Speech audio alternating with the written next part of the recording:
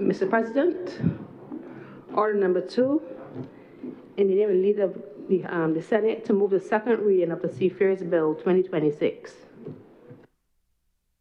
Mr. President, I'm seeking your permission to treat to orders number 2 and 3 as a cognate debate, please.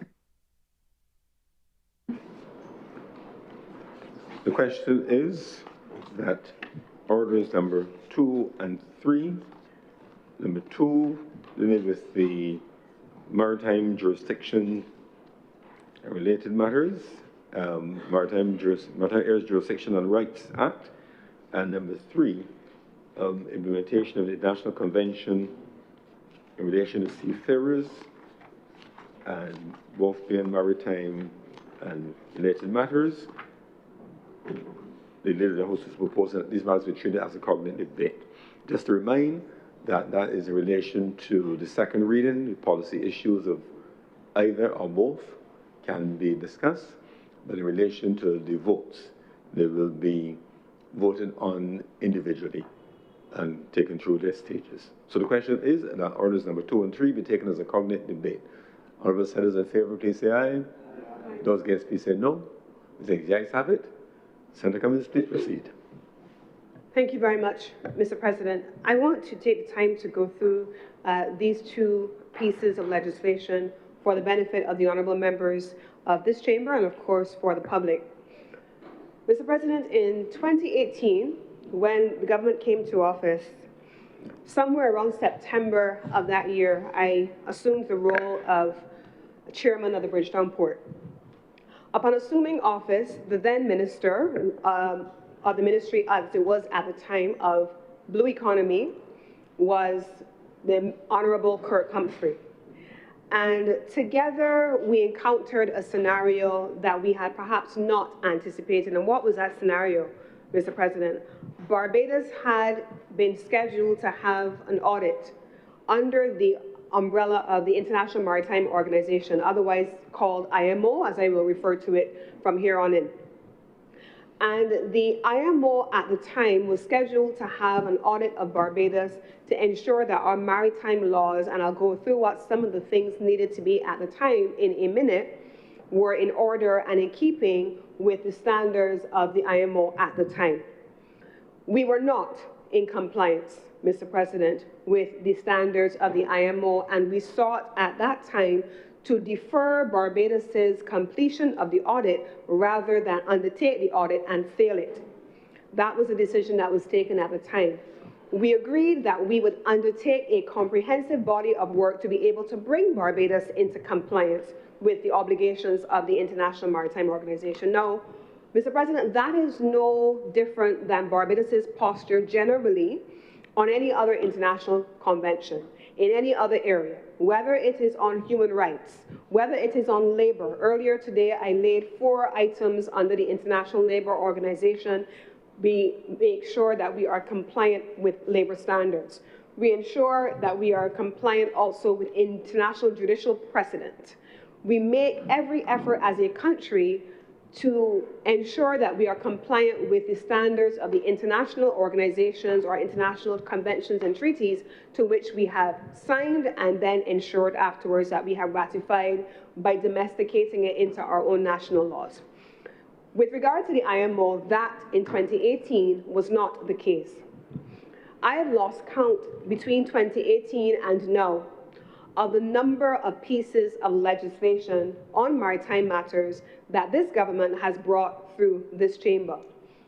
We first started out by bringing on Barbados's very first Director of Maritime Affairs, and I want to single her out here now with your permission, Mr. President. She's a young woman who, at the time, had just completed her master's in maritime law in Malta, another small state that had been well known for maritime law advances. She had just completed her studies at the time when I first met her, even before she became director. She was interested in teaching and she wanted to bring the skills that she amassed in the IMO and at the University of Malta to the University of the West Indies in the law faculty. Her pathways converge, I believe. I remember introducing her at the time to Minister Humphrey.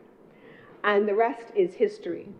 extraordinarily bright young woman. She subsequently joined the team in maritime affairs, and it has been to her credit that Barbados has produced one of the most comprehensive suites of legislation in maritime affairs in our history.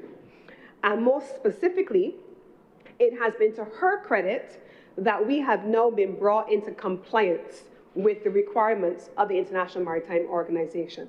We have seen item after item come under maritime law, and really all of them have been as a consequence of there being an obligation on the state to introduce a series of pieces of legislation, all constituting the suite that we refer to now, to ensure that Barbados is compliant with the IMO in ways that it is compliant with every other international organization and every other convention and treaty to which we are signed. So now, what is this particular piece of legislation, or these two pieces of legislation, about? And I want to go through them in some detail. In the first instance, Mr. President, the Seafarers Suite of laws contain one bill in the first instance and 16 pieces of regulations. In the first instance, you have the principal bill, which is the Seafarers Bill, and then there are the 16 regulations which cover a range of things. Seafarers standards of training, certification, and watchkeeping regulations, assessment and certifications, minimum age, medical certification, employment wages, from occupational health and safety, and so on. Now, why is this important? You even have things relating to, in health, maritime doctors and nurses. You have those things. These are all regulations. And why is this, Mr. President? And why is this important for a country like Barbados? Well, one, as the Honourable Deputy President will tell you, Barbados's marine space is 400 times larger than our land space. And our ocean space is what Prime Minister Motley has announced to the rest of the world. We are a large ocean state, even if we are a small island state. And so these regulations are important, but we speak about COVID a lot. And I'm convinced, certainly having sat in the role of chair of the port during COVID, and then subsequently Minister of Tourism during COVID, when we talk about seafarers, people think, oh, who are these people? My grandfather was a seaman. I have an uncle who was a seaman. And we remember that there was a generation in this country of seamen. They went to sea for 8 months at a time, 9 months at a time. They worked on the ships, cargo ships, sailed the high seas, went to countries far flung, and came back home with salaries and wages that supported their families here in Barbados. We are also a seafaring nation by history. But also in COVID, closer to us now, we remember when we see those ships down in the Bridgetown port, whether they're cargo ships or cruise ships, we see the passengers that get off. We see the big glitter of the ships, and we see the passengers walking through Bridgetown on their bikes, depending on what the vessel is, and they're walking through the stores and the shops. But if there are 3,000 passengers on one of those cruise ships, for example, trust and believe that there are approximately 1,500, almost 2,000 crew members working on those same ships. Those are the people that we call seafarers. They work on our cruise ships. They work on our cargo ships. Those are the people that we're talking about. And these pieces of legislation, in particular the regulations, assign to them the rights and obligations to employers that we enjoy in land-based employment. Quite simply put, if I work in a shop and we know that there's a Safety and Health at Work Act, this legislation, specifically the regulations, particularly the one that speaks about occupational health and safety, that gives them the same rights on board a ship. That's as simply as I can put it.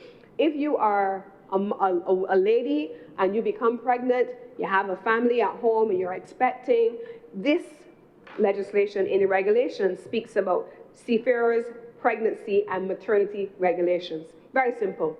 The same things that you have available to you in your regular employment on a land-based environment must equally be applicable to you under the IMO in your sea-based work environment. That's as simple as I can break it down for you. Identity documents. But equally, one of the things that's important here is to ensure that we are able to protect our seafarers. And I talked about COVID earlier for a reason. Anybody remembers, Mr. President, what it was like to read news stories of ships stranded at sea, not being able to come to port, not being accepted by countries, being turned around, not just passengers, but seafarers, because even though countries like Barbados would have allowed for over 22,000 or so passengers to be evacuated through this country to go home to their families, people tend to forget that long after those passengers leave that ship, there are people who have to remain on board to work on that ship until they're cleared. Those are the seafarers that we're trying to protect. And if any country in the world can imagine what it is to protect people on a ship, it is this country. And I'm so proud that this legislation and its accompanying regulations are before us here today. So what is the Maritime Labour Convention that we're referring to more generally, and what the Seafarers Convention specifically relating to? It seeks to ensure that we cater to the physical, mental, and social well-being of seafarers for their entire lifetime, but most specifically, how they're treated while on board the ship. It establishes shipboard regulations, minimum requirements to work on a ship, conditions of employment, shipboard living and working arrangements, including accommodation, recreational facilities, food and catering, health protection, medical care, welfare, and social security protection. Imagine you are at home and you could call in sick because you won't go to your doctor because you're not feeling well. And you go to your doctor down the road there in Bridgetown. You go in the doctor's office and the doctor says, no, Lisa, you're not feeling good. You're really not feeling well. There's something happening with you. You need to take some time off from work. And I'm going to give you a sick paper. Take that to your employer so you can get some time off from work until you recover. Or you have a contagious illness. You can't be at work because you'll make others unwell. You need to stay home. A ship worker, a seafarer on board a ship, can't go down the road to their doctor, their regular doctor, to their GP. They have to have medical capabilities on board that ship, which they always do. And they have to be able to be entitled to the same time off from work to recover from illness that we in our regular work environment are eligible for. And so these are the kinds of things, real world, real life things that we take for granted, but don't necessarily think about in other environments. So how do you ensure compliance and enforcement? These are the kinds of things that are here.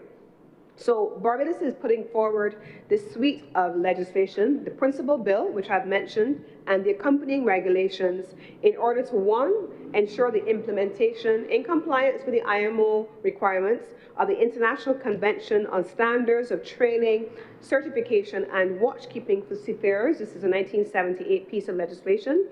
To ensure the implementation of the Maritime Labour Convention of 2006, to ensure a framework to support continued improvement and development of the Barbados seafarer sector, and I'll come to that in a minute, and to ensure the highest possible standards of protection for seafarers. Now, Mr. President, I talked about us historically having seamen. I talked about my grandfather and one of my uncles having been seamen. We talked about the persons who work on board the ships and the cruise vessels. But, Mr. President, when we talk about what Barbados aims to do and by way of a framework to have a seafaring sector, I want to take us in a different direction. Every year, we see advertising in the newspaper and in collaboration with the Barbados Tourism Marketing, Inc. at times and the Ministry of Labour, ships in particular coming to have job fairs. They're recruiting Barbadians to go and work on ships. But these are ships that are going to leave Barbados' shores and travel the rest of the globe in international waters outside of Barbados' jurisdiction. They're nationals, but they're under the jurisdiction of sometimes no one, really. And so we want to make sure under a global framework, the IMO framework, that there are protections for our own citizens when they are on board a ship. You see, when there was hantavirus, a few weeks ago, months ago now, there was this outbreak of hantavirus on board a ship. there was this conversation globally about where the ship was going to go, if it was going to go, if it was going to be allowed in, what was going to happen. And then individual countries started to send evacuation plans for their nationals, to take their nationals home, and they took responsibility for their nationals. How do you, if you are a small state like Barbados, send to bring your nationals? We may send a Moses, as is being whispered here, to bring your nationals home. I remember vividly one Sunday morning, a vessel was here and there was COVID on it. And there were Barbadians who had been working on that ship. Mercifully, we were the country at the time receiving the ship. It was not elsewhere. And I remember they did not come to shore, Mr. President, on a Moses. They came to shore they tendered ashore. You know, one of those smaller boats, and it's covered, and they come to shore. And I remember the port that morning calling me to say, Chair, as I was at the time, this ship has some Barbadians who are working on board. They need to be able to be evacuated from the vessel. They're going to come home because there's nowhere for them to go. But we don't have anywhere to bring the ship in. That ship stayed offshore that morning. And we had to tender ashore by the Coast Guard. You know where the Coast Guard base is.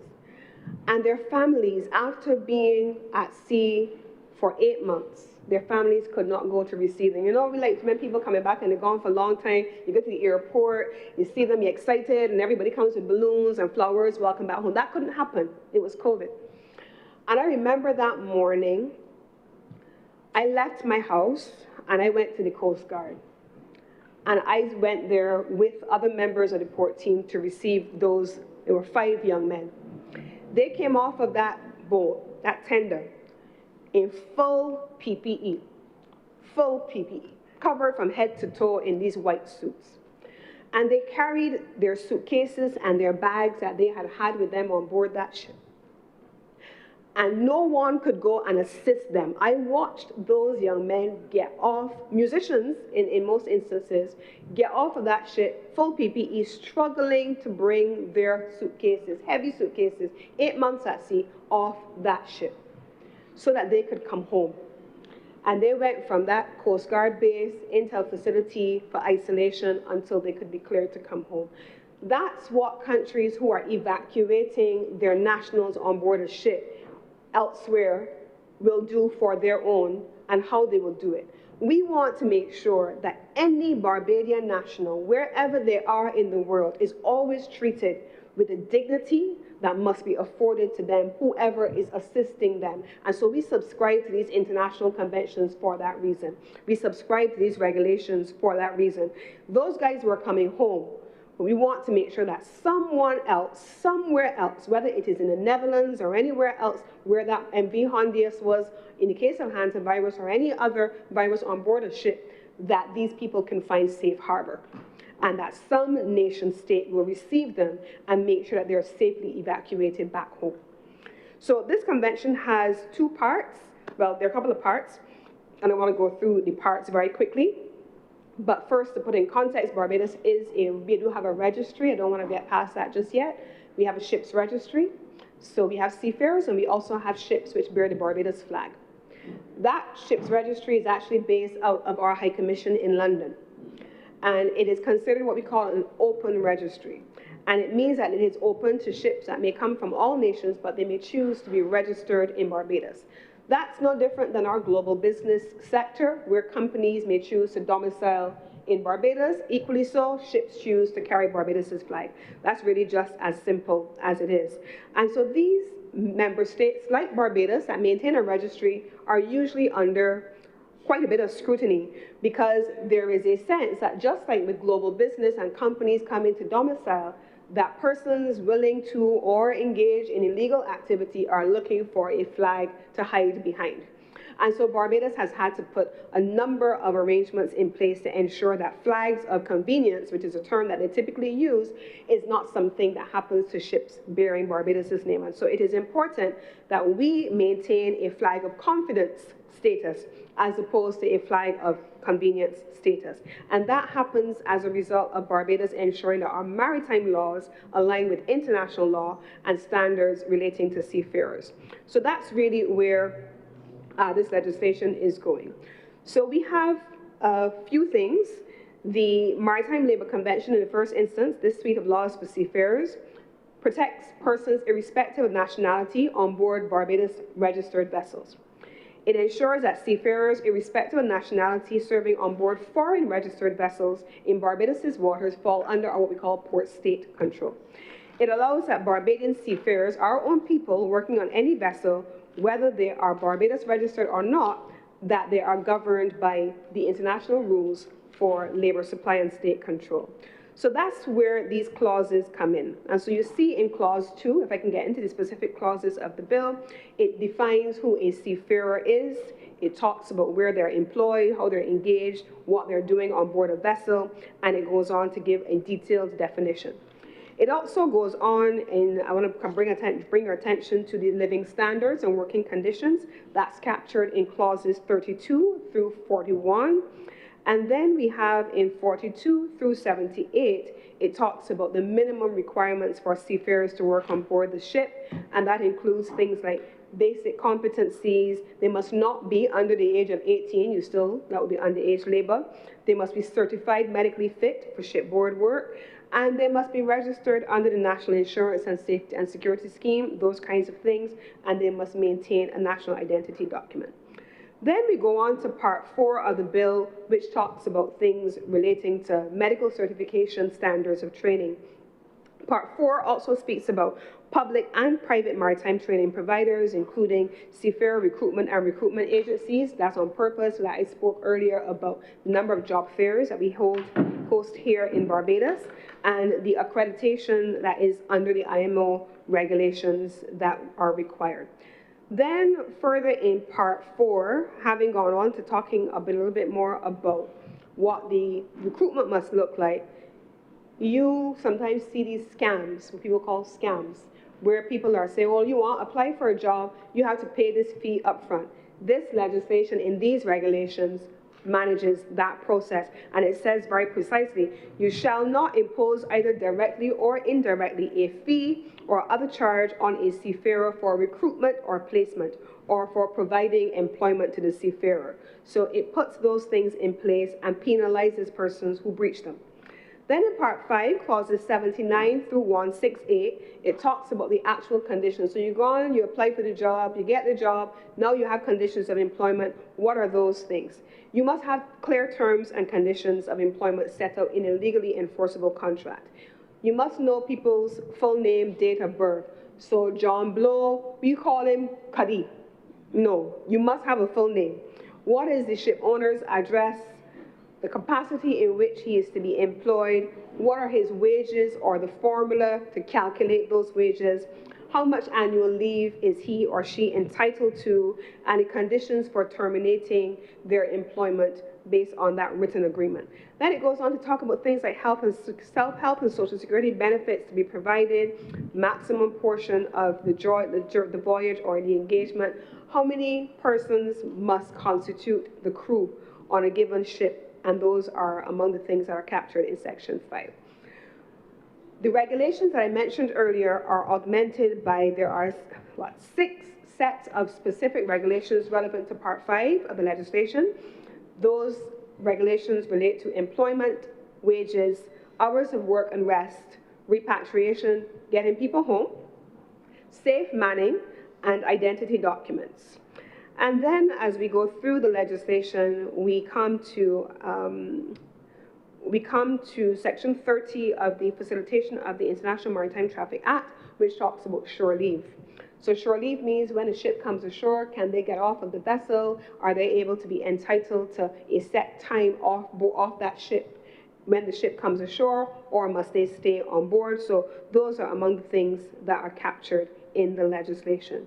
I want, having gone through this particular piece of the legislation in Part 6, now clauses 169 to 199, it outlines things like, that we take for granted, shipboard accommodation, recreational facilities, If you're home, you could decide, I'm going to a cruise, I'm going to church, I'm going to a restaurant, and I know what my recreational facilities are. If you're on board a ship for 8 months, what are your recreational facilities like?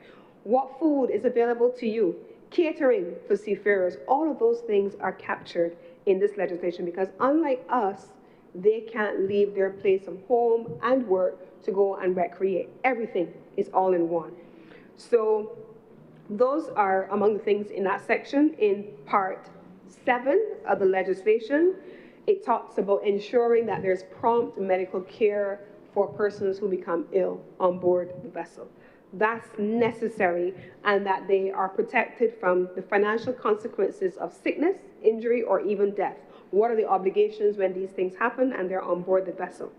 And Part 7, as I just mentioned, is supported by 2 specific regulations of the ones that I spoke about earlier, 1 of employment and 2, the occupational health and safety.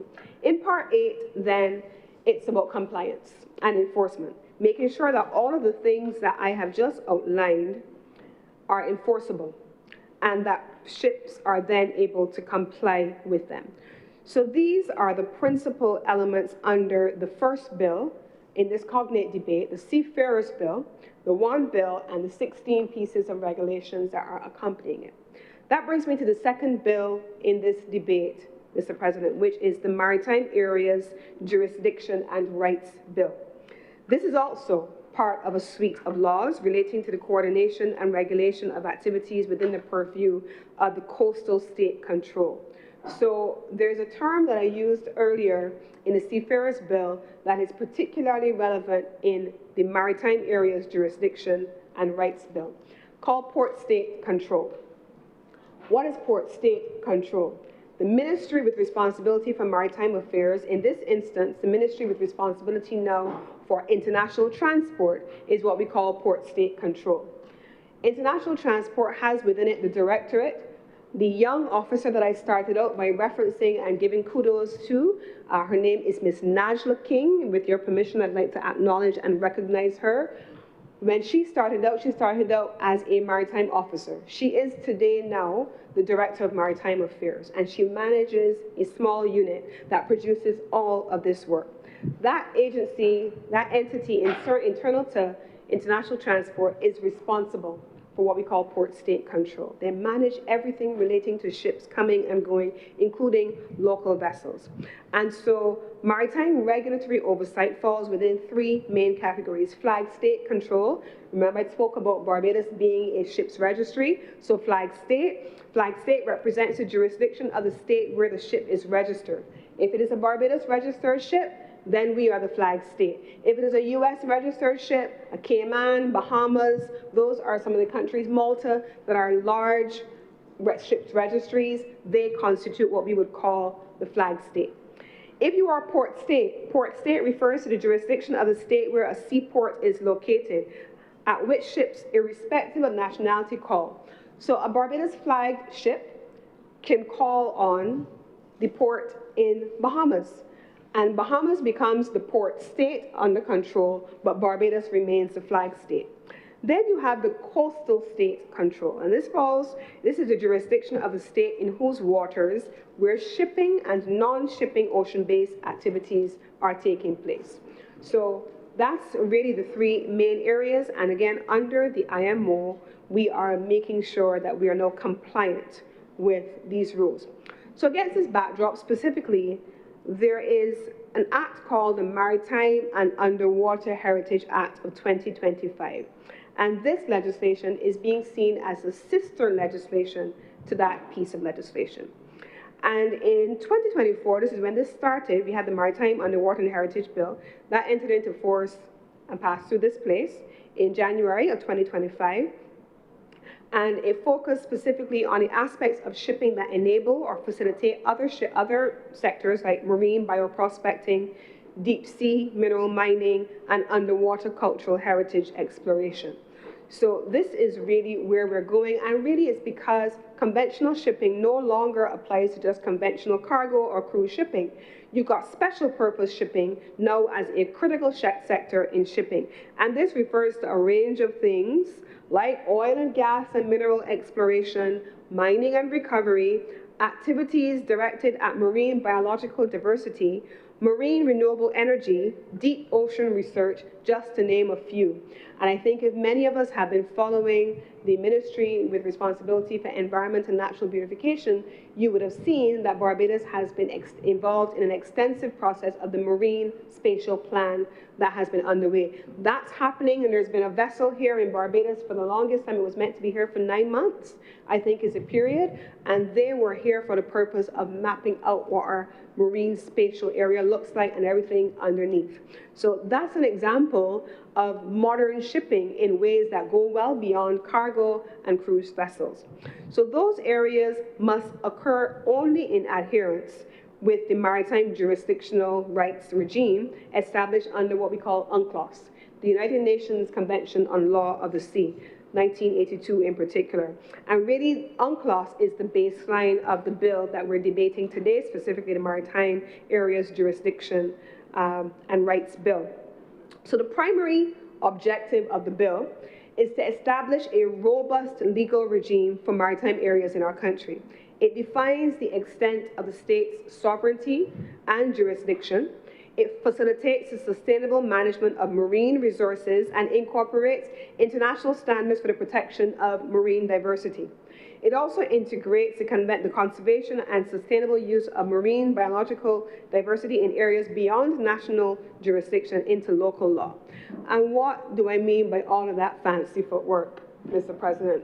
I want to try and keep it as simple as I can. When I was a young undergrad student studying international relations and diplomacy at the Mona campus of the University of the West Indies, and as a proud urbanite, I say that for some of the colleagues in here. One of my favorite courses in first year, taught by Professor Stephen Vassiani, was public international law.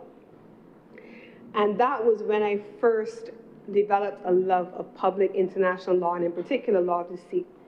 And I always remember when he talked about what was the way in which he described what is national jurisdiction, what is extraterritorial jurisdiction, where are the national waters, 12-mile zone, 15-mile zone, the EEZ beyond there for the purposes of exclusive economic development, what the continental shelf was, where international waters began, and those kinds of things. And so this legislation that we're talking about today is very heavily built on UNCLOS, the United Nations Law of the Sea Convention, and also the agreement that I spoke about just now, conservation and sustainable use of marine biodiversity.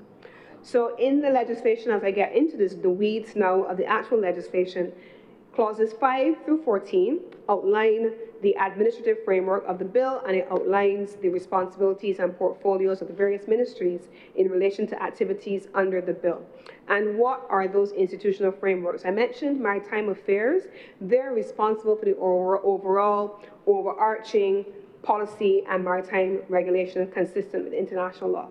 The Ministry of Foreign Affairs and Foreign Trade, specifically Foreign Affairs, is responsible in this section of legislation for the negotiation of maritime boundaries, the delimitation with neighboring states, and international treaty compliance. We have the Ministry with responsibility for national security, maritime domain awareness, border protection. You also have the Ministry with responsibility for environment, pollution prevention, and so on. And then we here in 2024 passed the establishment of the Barbados Maritime Transport Administration, set up under the Ministry with responsibility for international transport, and they are responsible for all of the IMO-related oversight activities. So we're talking about marine spaces, but in the legislation it talks about space affairs. And this is regulated here largely by the entity in government normally that would deal with those things. So I've already outlined the various ways in which shipping has evolved. And the Honourable Deputy President, Madam Deputy President is here. And I remember being a young officer in the Ministry of Foreign Affairs. I'm not looking left. In the Ministry of Foreign Affairs at the time, a Foreign Service Officer 2. And there was I wasn't even FSO 1 yet. I was FSO 2. And there was a Minister of Environment at the time who would have presided, as it was then, over the demarcation of the first offshore blocks for oil discovery. She sits in this chamber as the minister with responsibility for environment. So I just want to remind the public, when they talk about sudden discoveries of oil, that it was the Honourable Deputy President of this chamber as Minister of Environment who first presided over the now and the then discovery of offshore oil. And it was the Prime Minister, the then Attorney General, who would have presided over the maritime delimitation of boundaries between Barbados and Trinidad to be able to have that demarcation very clearly defined under UNCLOS and with the International Court of Justice in the Arbitral Tribunal. So this is not something that Barbados has just discovered. This is not something that, as was once said by a former minister, could have been negotiated over a bowl of soup. Far from it. We spent time at the Arbitral Tribunal under the leadership of the then Attorney General and now Prime Minister, and we demarcated those blocks under the then Minister of Environment, and Barbados is now at a position where we are engaging in the direct negotiations of those long-held blocks for offshore oil. So this legislation covers the governance mechanism that surrounds activities such as that as well. And it defines in Part 4 what maritime zones exist. Internal waters, Clause 24 outlines what that is. The territorial sea, those first 12 nautical miles that I mentioned, which constitute Barbados' territorial sea in accordance with the rules of UNCLOS, where Barbados has full sovereignty. Airspace, water column, seabed, subsoil within the territorial sea maritime zone. The contiguous zone, clauses 30 through 32, defined, but we have some very limited rights under UNCLOS, as I said, and the exclusive economic zone, clauses 33 through 39, establishes and outlines Barbados' EEZ regime that is pursuant to Article 57 of UNCLOS, and that's a 200 nautical mile zone. And it is in this area that Barbados has sovereign rights, the ones that I talked about, that under the then Attorney General, the now Prime Minister, we went to the Arbitral Tribunal for maritime delimitation to be able to give Barbados those sovereign rights, to be able to do a few things. And what are those things? The exploration, utilization, conservation, protection, management of the natural living and non-living resources of the seabed, subsoil and adjacent waters, energy production from water, currents, and winds, establishment and use of offshore islands, installations, and structures, as well as the authorization and regulation of the construction, operation, maintenance, or use of structures or devices relating to exploration and utilization of the resources of the EEZ, the regulation and safety of shipping, or any other economic purpose. This is the way in which the legislation is shaped in UNCLOS, in this legislation, to be able to govern Barbados' economic activities in the exclusive economic zone. Then you have the continental shelf captured in clauses 40 through 45 of the bill, and it establishes our continental shelf regime. It allows us, equally, same discussion on offshore oil, to explore, utilize, conserve, protect, and manage natural resources on or contained in the continental shelf. Resources in the shelf include oil, gas, minerals, and diverse mineral life. Construct and maintain or use offshore islands, offshore terminals, installations, structures, and devices necessary for the exploration and utilization of the resources of the shelf, shipping, or any other economic purpose. It also covers marine scientific research. But then it establishes a critical and an important relationship between the two zones of economic development. That 200-mile zone, which is captured as Clause 34.2, and then the EEZ, which is the 200 nautical mile zone and the continental shelf. That is captured in Clauses 34 all the way through Clauses 34.2 as well. And then it speaks about Clause 33.1, what is in the seabed and the subsoil underneath.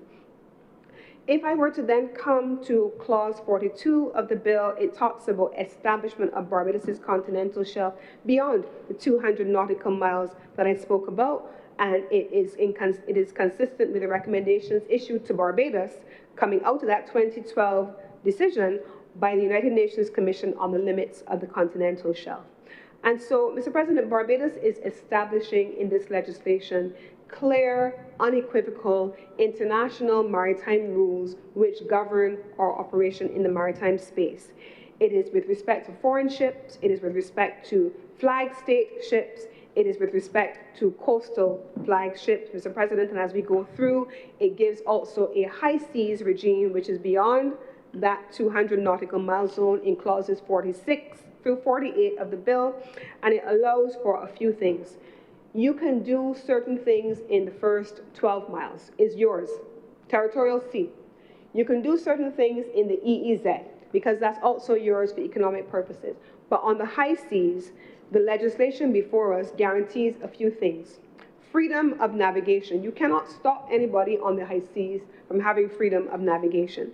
Freedom of overflight, freedom to lay submarine cables and pipelines, freedom to construct offshore islands and other installations permitted under international law, freedom of fishing, that has its own regulations and under things like the International Whaling Commission and so on, but subject to the interests of other states in the exercise of their freedom to fish on the high seas. And Barbados typically takes a position on things relating to fishing on the high seas, largely because you've got these large trawlers that come onto the high seas, but they're doing long line fishing, and they leave their trawlers down and they draw from in your EEZ and beyond, and they take up everything underneath the seabed to be able to fish, and that's something that entities like the International Whaling Commission has been attempting to regulate, as well as under the International Seabed Authority. Clause 47 outlines the case for maritime safety, security, and environmental protection, and Clause 48 goes into greater detail, as do Clauses 49 and 50. It does establish also a series of maritime zones to allow for these regulations to take effect, and it is under Clauses 57 and 64 that the link between climate resilience and sovereignty is established. And so, Mr. President, these are the two bills that are under consideration and I hope can be passed today with the support of this Honourable Chamber. It establishes Barbados, one, in the first instance, as a country that has come a long way from 2018 out of compliance with the International Maritime Organization, now into compliance with our international obligations under the IMO, the related obligations under the ILO, the International Labour Organization, the rights that have been assigned to us under UNCLOS, United Nations Convention on the Law of the Sea, and the two maritime conventions that I've spoken about, specifically on conservation and maritime diversity. It also brings Barbados into conformity with those things at an international level. But domestically and nationally, it establishes Barbados as a seafaring state, protecting our nationals wherever they are in the world, on whosever ship they are, but also establishing Barbados' reputation as a flag of substance, a flag state with a ship's registry that is not a flag of convenience, and to ensure that Barbados has the mechanisms in place internationally to subscribe to the rules that will govern this space. And I beg to move, Mr. President, that this bill on this basis benefit from the support of the Chamber and that it be read a second time. Thank you, Senator Cummings. Any speakers on this bill? Liz, you must. Her Honor, the Most Honourable Henrietta Elizabeth Thompson. Well, clearly today, sir, is the day that our names are being put out there. Truthfully, sir, I had not intended to speak on this, but I would like to thank the Honourable Leader of Government Business for her graciousness in remembering that work was done before we got to the point at which we are now.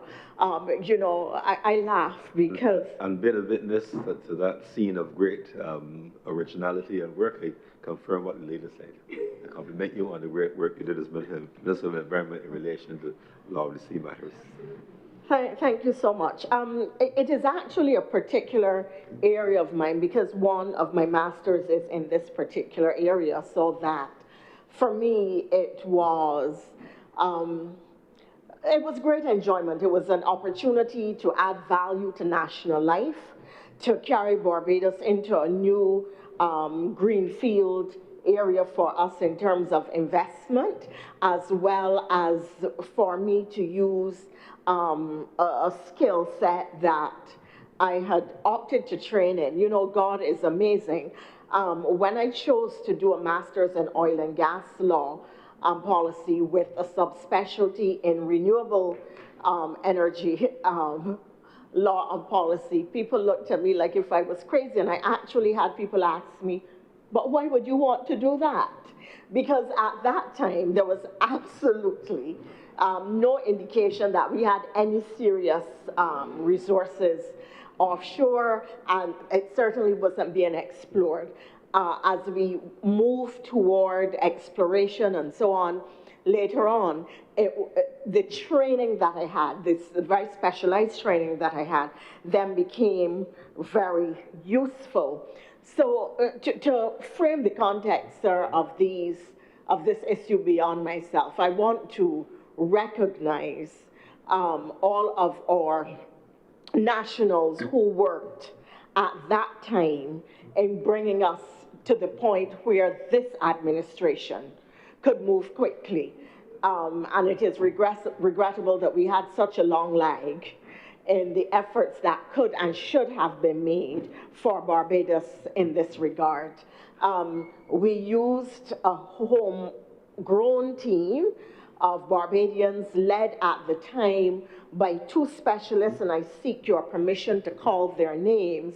Harvald Snarvald, a Norwegian, who was a geological specialist and working particularly in the oil and gas field, who helped tremendously with the demarcation of the maritime boundaries and the bid blocks that we defined. And then Jonathan Green, who is a European national, who, as it turns out, is married to a Barbadian. And he too had considerable experience in oil and gas, and they were the people who, the core of the international team, who joined with the Barbadian team to ensure that Barbados' national interests were protected. And you may say, well, protected from what? But let us understand that the people who negotiate in oil and gas companies do this for a living. They have very specialized skill sets. They work in teams that are larger than our ministries in these regions, and because they have tremendous experience, they are able to negotiate better deals for the companies that we are able to negotiate for our nationals. And you see it repeatedly when you look at oil and gas regimes across developing countries and what the countries with the resources actually get versus what these companies get. In fact, I don't even know that some of the developing countries which attempt to use their well-meaning but unskilled nationals, and I say unskilled, not that they aren't trained professionals, but unskilled in this area of expertise, that there is a particular software that the oil and gas uses to compute margins of cents and fractions of cents to determine what their profit margins are. Now, you go into a negotiation and you don't know that this software is being used on you, and the numbers seem right to you, but then you really don't recognize how much you are losing because you don't have the expertise. You don't even know that this software exists. You in your innocence. So it is an extremely specialized area. But I'm very glad that we have gone back to the table and that we are now again engaging. To speak about these areas, sir, and I want to frame this in broad context.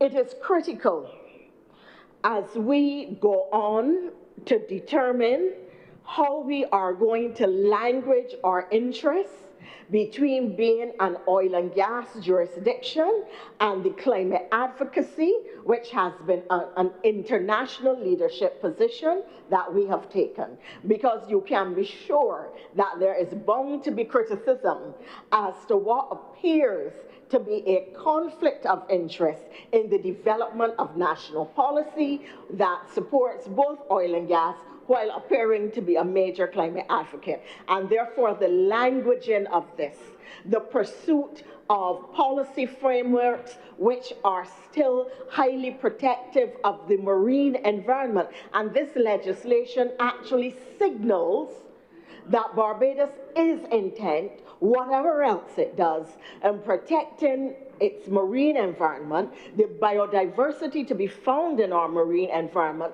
and those persons who make a living from maritime activity, whether it is fishing, sir, or any other maritime activity. I went to mischievous things. I know. So this really is going to be a very important consideration for us. In that regard, I would want to signal that we have to ensure, and it was part of the original drafting of the policy framework, that Barbadians should be able to have an interest, a financial interest in the bid blocks, and that government would hold for citizens a national sovereign fund and allow citizens to put up small monies.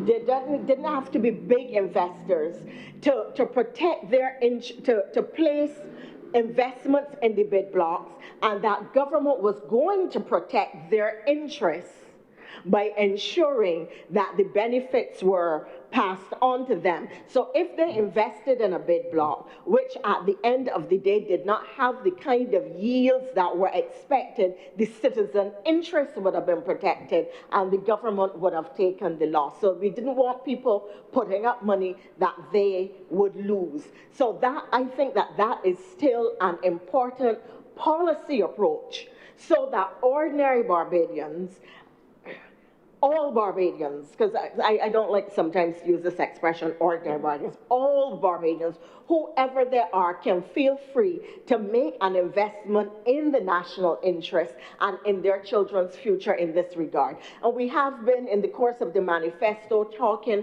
about various types of funds, whether it is for youth, whether it is sovereign funds, as investment for citizens, and this is another area in which opportunity exists. So I think it is extremely important for us to maintain that as our policy position. I wish to caution, sir. In fact, it was one of the things on which I did my dissertation, this whole issue of resource curse, oil and gas curse, as it is so frequently called. One observes, sir, a number of features in greenfield jurisdictions, oil and gas jurisdictions. One, that the benefits of the revenues being generated and the benefits of the considerable profits that can be earned do not inure to the benefit of the wider citizen. One. Second, that there is often there are often changes in the dynamics of the economy because of the entry of oil and gas. Let me explain. The oil and gas sector tends to pay higher wages than other sectors. Hence, a blue-collar worker or an engineer who may be working, let's say, at the cement plant, or a blue-collar worker who may go to NCC for a job, would figure they can earn more money if they go and work with one of the companies in the oil and gas sector. And indeed they can. So what you have is a migration of labor from the broader economy over to the oil and gas sector. And you have it with people, both skilled and unskilled labor, from several other areas of enterprise moving from those areas into the oil and gas sector. So you see a skewing of labor and a skewing of the market. The presence of those increased revenues within the marketplace also means that you are creating a cash-rich cohort of individuals. You saw it happen in Trinidad, where the south of Trinidad developed significantly. People built massive houses. There was no relationship between what was happening in South Trinidad and the rest of Trinidad because the oil economy was driving the south. And then you saw it then start to impact adversely the broader economy as you move north and east of Trinidad and so on. But I'm saying Trinidad, but they're not alone. You could go to any developing country and look at what happened in the marketplace, and you will see that the country has become rich in terms of its GDP, but the individuals have not. The citizens have not. Their situations have not improved. And then you have, in large countries, these are offshore, where you had gas exploration. Onshore, you had pollution in certain areas, the lives of towns being upended. In fact, that is being seen in Canada and the US, and Canada because of the development of the oil sands, and in the United States from fracking, where you have very, very serious environmental damage and towns, the lives of people living in particular towns being completely transformed, and not always for the better, from the presence of the oil and gas sector. So that this investment comes with socioeconomic risks of which the government has to be aware and start to take preventive steps very early on to make sure that Dutch disease, which is what the phenomenon of which I'm speaking, what it is usually called, to ensure that we are not the victims of Dutch disease. So mechanisms have to be found from a very early time to ensure that the benefits of the sector reach all Barbadians, and equally to ensure that we do not allow our macroeconomic fundamentals to be skewed in a negative way by the influx of petrodollars into the economy. This is part of what managing the resource. We don't have to look very far to see how a country that has not so long ago got an influx of oil and gas into their economy, but when you look at what is happening on the ground, you are not seeing macro transformation of the lives of the poor, which is really what government needs to be able to do with these kinds of resources. So I am raising these issues while I celebrate the opportunity in caution of the risks that lie before us. Because so often you deal with two heads of a coin, one that has potential beneficial impacts and one that has potential adverse impacts. And how you flip it, how you turn it, what you do with that coin becomes critical to what the outcome and the future is, and whether your investment yields the kind of long-term benefits that you want it to. There are opportunities in the oil and gas sector for people to be trained in new specialist fields, to diversify and open up the economy. It also attracts some negative and unsavory types, but it equally attracts international business investment. People who come to invest in oil and gas will also make other investments in the country. So it opens up the country for further investment, which is of importance to us at this time as we seek to diversify our economy, to create new jobs and new opportunities, bring new skill sets or to train, thank you, or to train our nationals in new skills. I trust that having then spoken to how I see this legislation in the context of the oil and gas sector, sir, has been helpful, but I am really very grateful to see how it will develop. And I want to say to young people that sometimes you want to train in areas and people try to dissuade you. You never know what opportunities are going to come your way. After I did my training, I was not able to work on oil and gas, but I discovered by accident that I was the only person trained in oil and gas law and policy, because clearly you would have had engineers and so, between Trinidad and Jamaica. There was nobody else in the Eastern Caribbean who had that kind of specialist training. So when we lost the government in 2008, sir, I found that people were turning up and asking me to do things in energy related, and I worked throughout the Caribbean doing energy related things in a way that I had not at all even recognized that the opportunity existed. So sometimes we have to give our young people their wings, and they will not fly immediately, but the right wind will come that will allow them to soar.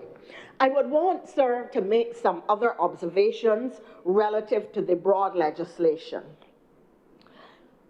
I start by noting that the legislation goes into the celestial spaces.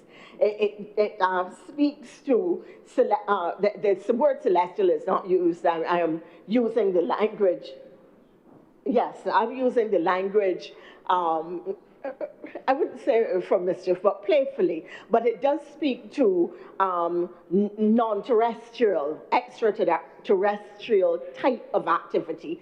And I wonder if maritime legislation is really the appropriate place for this.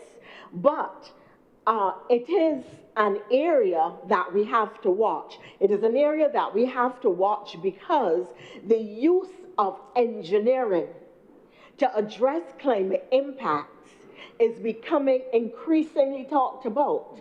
The area of geoengineering, of solar radiation modification, where people are now using cloud brightening and other cloud technology to see if they can lower the Earth's atmosphere, is an important new area that we are not paying enough attention to here in the Caribbean, but which could emerge in the future, especially when you consider that this year is supposed to be a super El Nino and is expected to bring extreme heat temperatures to our region in particular, which will impact the elderly, youth, maternal and child health, all of those people who work out of doors.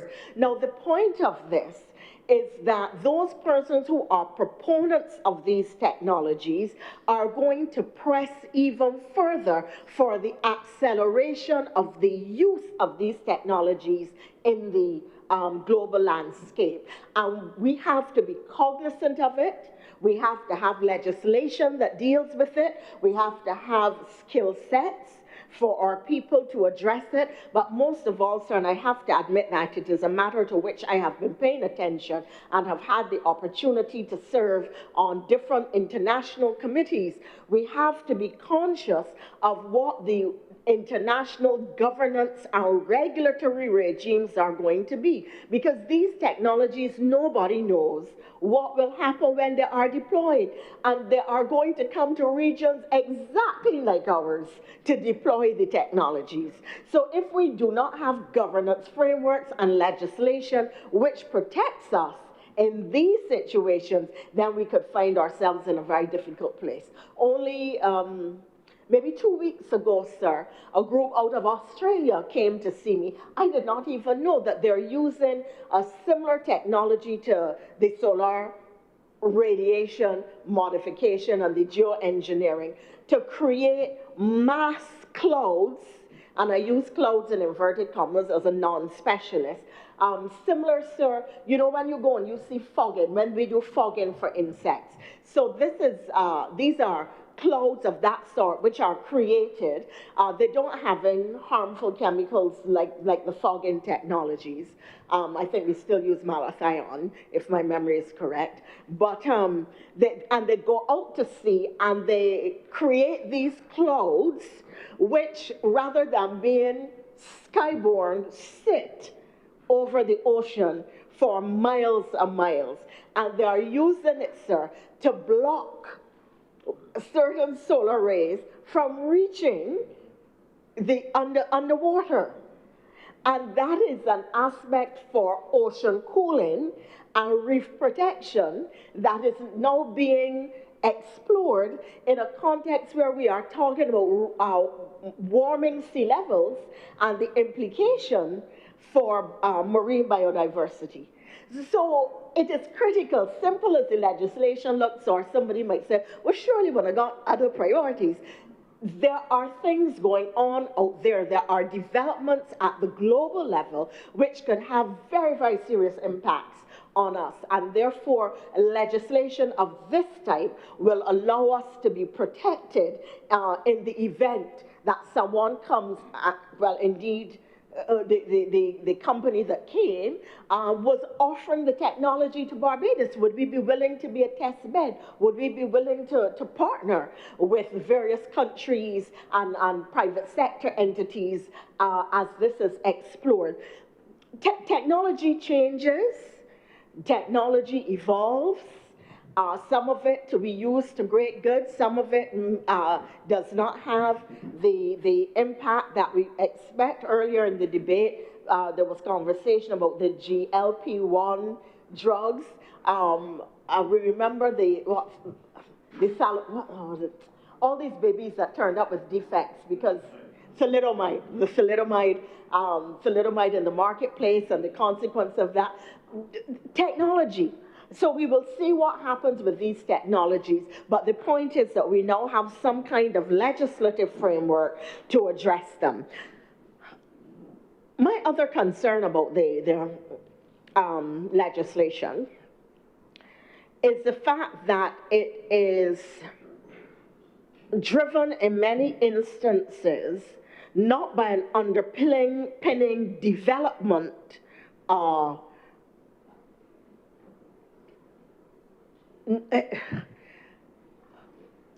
let me reframe this to see if I can better make the point.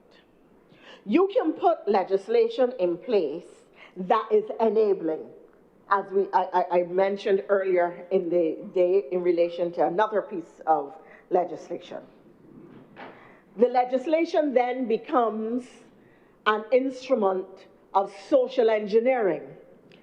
Or you can put legislation in place which is solely to govern and regulate. It is not developmental.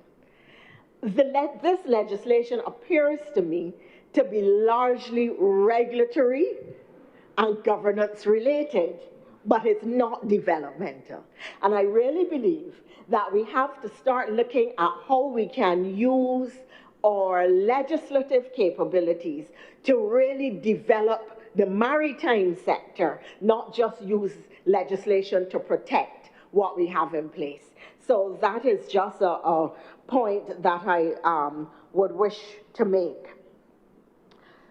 The legislation also significantly expands the work of a number of named ministries and agencies. Earlier in the day, the point was made legitimately, or was it? I can't remember. It was made in my head. I can't remember if it was made on the floor. That I think I did make it actually in relation to Pearlie. Yes. That we have, when we create these new things, to ask ourselves, how many bodies do we need? What skill sets do we need? How do we deploy resources? What level of maintenance, upkeep, and follow-up is required? What duties, new duties, does the legislation or do pieces of legislation impose on ministries, because we are very bad at the implementation of legislation in Barbados. There are all kinds of laws on the statute books that when somebody says, well, why don't you pass a law to do so and so? Oh, that already exists. We just don't implement it. We don't police it. We do not have maritime police in Barbados. And therefore, if we are going to have a piece of legislation that is so long, has so many sections, imposes so many additional duties of a different type on already existing and busy officers, then we are setting ourselves up for another piece of legislation that will not be implemented. We have to have the human resource capacities and invest in them every time we create new legislation of this type, to add duties and responsibilities to ministries. Otherwise, you are just frustrating officers, because in essence, they have the legislation, but they truly do not have the tools to do the job or the bodies to do the job. So I would wish to caution that as we add this new legislation, good, useful, necessary, and creative though it might be, that the follow-up for the human resource and other capabilities that are necessary for effective effective implementation. I shouldn't say enactment, because the enactment process is simple. For effective implementation is absolutely critical and must not be omitted. I turn then, sir, to the area of deep sea mining. Already applications have been made. Well, let me go back. The International Seabed Authority has responsibility for this area. It is headquartered in Jamaica. When the last Director General was in place, there was a keenness on the part of the organization to allow international deep sea bed mining, particularly in an area of the Pacific, a huge area of the Pacific, even in the absence of any proper legislative or regulatory framework. The ISA is discussing such a framework, and there are draft rules in place, but nothing has been finalized. Despite that, American companies have applied directly to the United States government to carry out deep sea mining in the waters of the Pacific. There is an argument that there is a level of biodiversity, even at very deep, what's the word, noun I want? Even in the very deep, in the deep seabed, that has to be protected, and that we do not fully understand what is the relationship of some of these creatures to larger biodiversity and ecosystems. Let me give an example. A bee may appear to be an insignificant creature, an insignificant insect. We now know the role that bees play in agriculture, in fertilization, and so on. Not fertilization, pollination, and so on. Well, bees, sir. The birds and the bees, yeah. So perhaps I was wrong. Sorry? In pollination, and of their critical value in biodiversity and natural ecosystems.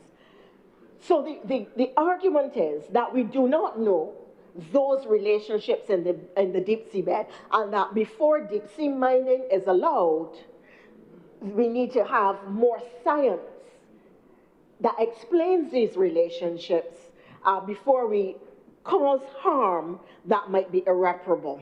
The counter to that is there are valuable minerals particularly used in renewable energy technologies that are to be found in the deep seabed, and that they can be extracted with minimal damage using existing technologies to these ecosystems, and therefore we need not fear.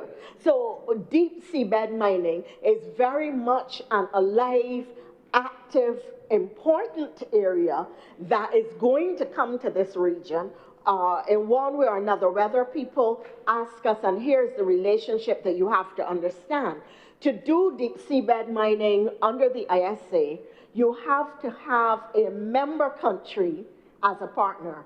So even if you were a private entity with billions of dollars to do the exploration yourself, to conduct or engage in exploration, you still need a member state to be your partner.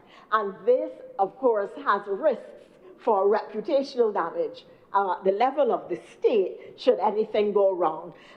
So there are these discussions and activities that are going on at the global level, which do have implications for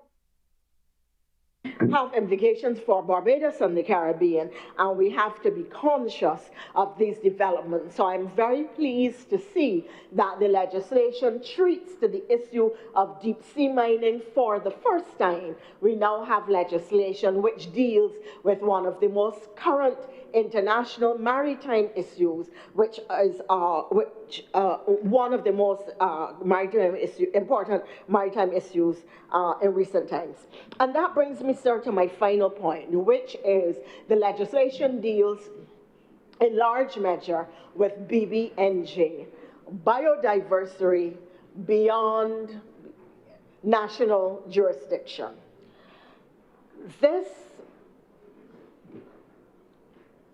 treaty was agreed, I think we now have, came into force because it had the number of signatories required last year. I believe Barbados is now a signatory country, but we played a significant role, if I may call the name, Deputy High Commissioner at Ghana, Juliet Bob-Riley. She's here? Oh. Okay, I didn't know that. But at the time, she was deputy at New York, and then she went on to Ghana. She played a significant role. She and Dr. Leo Brewster from the CZ, Coastal Zone Management Unit, sir, to use a Barbadian expression, the two of them know this area tall. And it is extremely important because it has implications for how we use our maritime resources. I made the point earlier that material from Jamaica's maritime waters was used in the development of the COVID vaccine, for which they got nothing. We have to be able to monitor the biodiversity, the creatures, structures called coral are living creatures, coral reefs are living creatures in our waters. We have to be able to know who's coming in and overfishing and taking out our fish stocks. What level of fish stocks we are losing, if any. We have to be able to collect information and to know these things. And BBNJ specifically allows the sustainable use of the maritime jurisdiction, particularly in relation to the protection of our biodiversity. It covers areas such as marine genetic resources. You know, people come in, they take materials, they do research, we don't get any benefit from whatever is developed. That has to stop. They look at area-based management tools such as marine protected areas. It encompasses environmental impact assessments, which are critical to social, economic, and environmental protection, and it deals with the issue of capacity building. Yes, you are a big company or a big country and you want to come and do research in our waters. Yes, we are going to give a limited license. We have to have some of the genetic material. We have to be able to know and follow what you are doing with it. We must be able to know how you are using it and profiting from it. And we have to be able to get financial benefit from it. And finally, you got to train our people in the technology too. All of that is encompassed in the area of the BBNJ legislation, which we have now basically incorporated into national legislation through the legislative instrument before the chamber. Mr. President, you have signaled to me that I need to come home, and I am happy to do so, sir, because this is a good point on which to arrive home, that the protection of our maritime resources, come ashore. Sir, there are times when we are out to sea and so bad. The protection of our maritime jurisdiction in terms of oil and gas, in terms of BBNJ, in terms of ensuring that our resources are available for the use and benefit of future generations, and ensuring that we get the appropriate economic benefits for our people from using our marine resources is of critical importance, and this legislation covers from earth to sea to sky, and I am happy to support it. Thank you very much. Senator Cummings. Mr. President, thank you very much. I thank the Honourable Deputy President for her contribution to this debate and her broader contribution to the development of international law of the sea, the maritime space. She is presently, although not mentioned, the Barbados Ambassador for Law of the Sea. She remains in that role creditably to her credit, but also as the minister at the time, and we were able to, while sitting here, Senator Walcott, for those people who know him well, know that he has a formidable ability to pull documents back from centuries and periods of time that he has created and curated as a library. And he was able to find the 2007 paper from the Ministry of Environment when the Honourable Deputy President was the Minister of Environment, and the demarcation of the blocks took place at that time. And one thing I do want to be clear on, though, and it came up maybe 2 Senates ago, there was a senator, I believe, who at the time spent a lot of time on the radio and had raised some concerns about oil rigs being set up off of the iconic Carlisle Bay. You were in the chair at the time. And I recall having to rise on a point of order to correct the record. And I want to take the opportunity here now, having spoken in particular through Madam Deputy President extensively about offshore oil blocks being demarcated and the exploration of oil, to make clear for the record yet again that the blocks as defined may have Barbadian names like Oistins, like Carlisle Bay, but that does not reflect the location of the offshore blocks. In fact, they are very far offshore, and Senator Walcott is here showing where they are. So I would not want the message to go out there to Barbadians yet again that there is going to be this rig set up off of Browns Beach or Carlisle Bay, because that's just the name of it, to give a nod to our heritage as Barbadians. Absolutely. I also want to speak about, very briefly, to qualify the question raised by Madam Deputy President about there being a sovereign fund. There was always then to be the proposal for there to be a mechanism for there to be a sovereign fund. There is still a mechanism under the Barbados National Energy Company to be able to take responsibility for the stake for Barbadians that would then be unpassed to Barbadians walking the street to be able to have a portion of their patrimony. And I believe that I recall maybe a few years ago, we had the opportunity to pass approve a structure that created a sovereign fund that is meant to have the vesting of assets, including our offshore patrimony. So that is very much still the objective of the government. And I want to also just speak to the question of the balancing of the messaging between climate, Barbados is a climate state, and Barbados is an oil and gas state. And the reality of it is that I believe in this chamber and in the other place, we've spoken about this for a long time, that apparent conflict. And that year where we had the tripling of renewables at the COP summit at the time in Abu Dhabi, that year, I believe both Senator Walcott and Madam Deputy President were at that COP, Conference of the Parties of the UN Framework Convention on Climate Change, UNFCCC.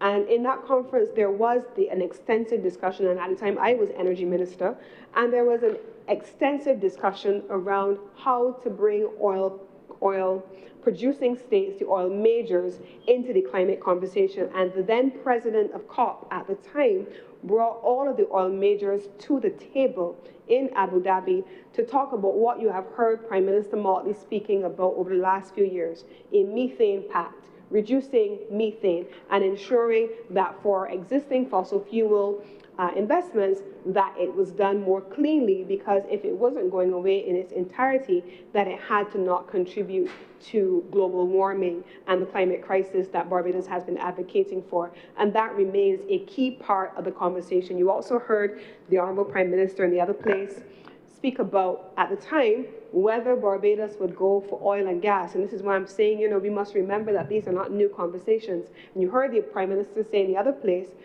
if, I think it was during an estimates debate or a budget statement, if there were those that would pay Barbados to leave the oil and gas in the ground, she would happily take those resources. That was said in the other place. So this has been a long-standing balancing act that Barbados has invested in. And then once we started to navigate the oil and gas crisis as a consequence of what was happening in the Middle East, then we had to have a different look at what the available resources were for Barbados to achieve genuine energy security while not compromising our renewable energy ambitions. And so I just wanted to be able to say those additional things. Finally, on the questions raised about manpower, availability and technical capability for staff, this is a reality across all ministries and in all departments, especially in areas which are highly specialized like this one. But the Ministry of International Transport, alongside, and you'll hear it in another matter which will come shortly, on matters in maritime transport, international transport, and civil aviation, this ministry, in partnership with the international agencies, have been working assiduously to be able to upskill, to train up, and to have the benefit of consulting support to be able to augment their capability to implement, to monitor, and to enforce large bodies of regulation or legislation such as these. And so I give the assurance that this is something that is being considered, is actively underway with the support of the Technical Assistance Unit of the International Maritime Organization, and it is being led ably by the Minister with responsibility for tourism and international transport. And so, Mr. President, I beg to move that this bill at this time be read a second time. The question is that this bill be read a second time. Will those honourable senators in favour please say aye? Aye. Those against please say no. The next ayes have it. Mr. President, I beg to move that Your Honour do not leave the chair and the Senate resolve itself into committee for further consideration of this bill. The question is that I do not leave the chair and the Honourable the Senate resolve itself into committee for further consideration of this bill. Will those honourable senators in favour please say aye? Aye. Those against please say no. The next ayes have it.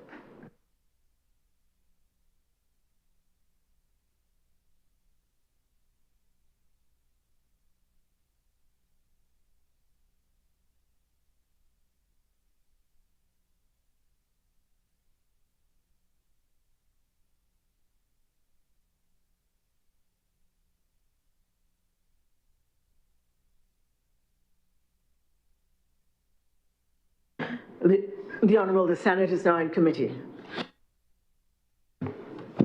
Madam Chair, permission to call this bill in parts, please. Yes, of course, permission granted. Part 1, clauses 1 to 11. Madam Deputy, I beg to move that Part 1, clauses 1 through 11 do now stand part. The question is that Part 1, clauses 1 through 11 do now stand part. All those honourable senators in favour, please say aye. Those against, would you please say no? The ayes have it.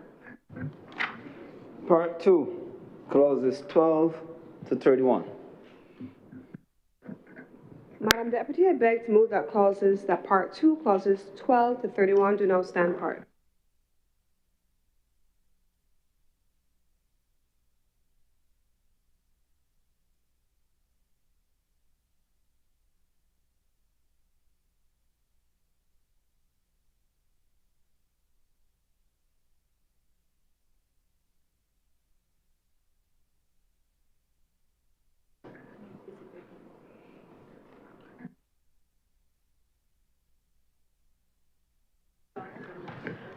The question is that Part 2, clauses 12 through 31 do now stand part. Will all honourable senators in favour please say aye? Aye. Those against, would you please say no? The ayes have it. Part 3, clauses 32 to 41. Madam Deputy, I beg to move that Part 3, clauses 32 through 41 do now stand part at this time. The question is that Part 3, clauses 32 through 41 do now stand part. Will all honourable senators in favour please say aye? Aye. Those against, would you please say no? The ayes have it. Part 4, clauses 42 to 78. Madam Deputy, I beg to move that Part 4, clauses 42 through 78 stand part. The question is that Part 4, clauses 42 through 78 do now stand part. Will all honourable senators in favour please say aye? Aye. Those against, would you please say no? The ayes have it. Part 5, clauses 79 to 168. Madam Deputy, I beg to move that Part 5, clauses 79 through 168 do now stand part. The question is that Part 5, clauses 79 through 168 do now stand part. Will all honourable senators in favour please say aye? Those against, would you please say no? The ayes have it.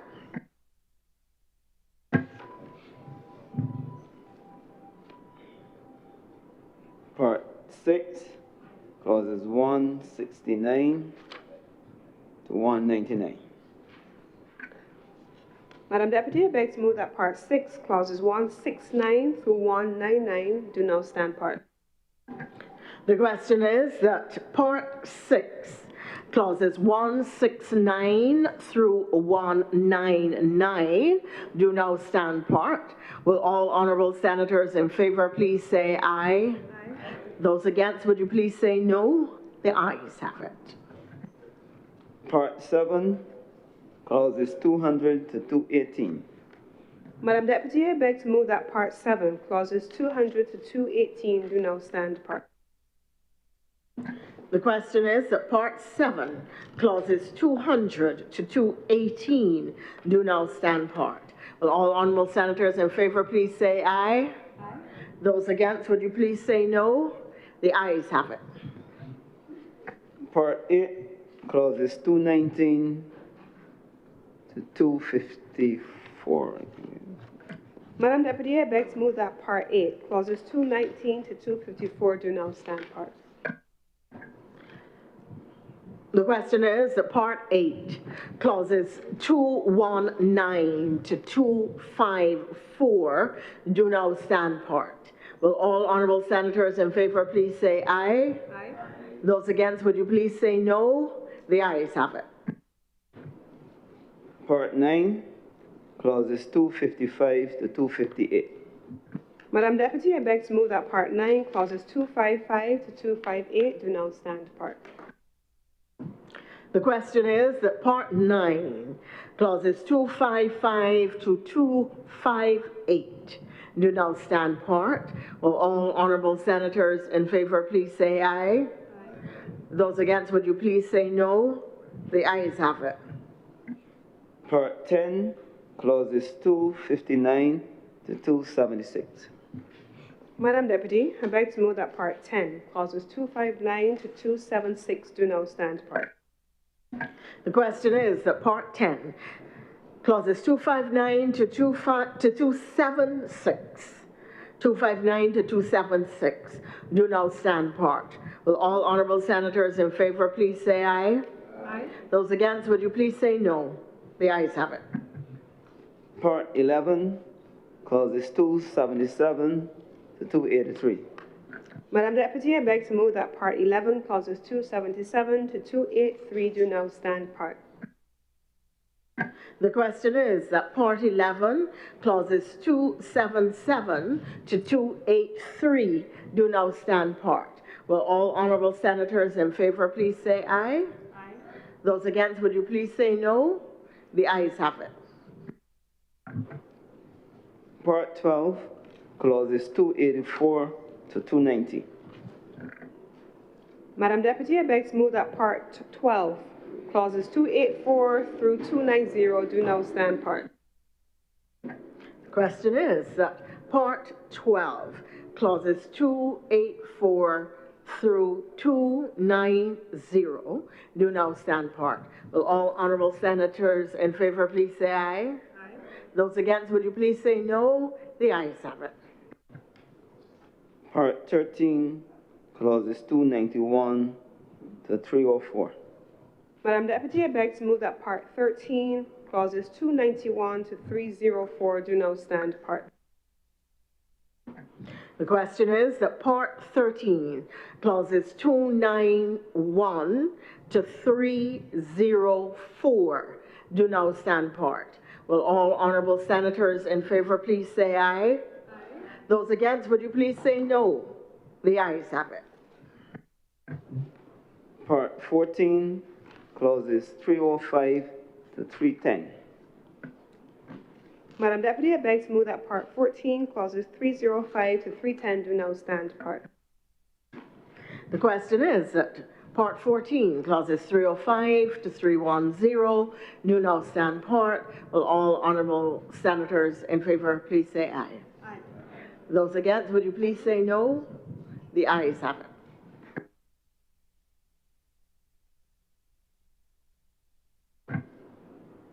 Part 15, clauses 311 to 385. Thank you, Madam Deputy President. I beg to move that Part 15, clauses 311 through 385 do now stand part. The question is that Part 15, clauses 311 to 385 do now stand part.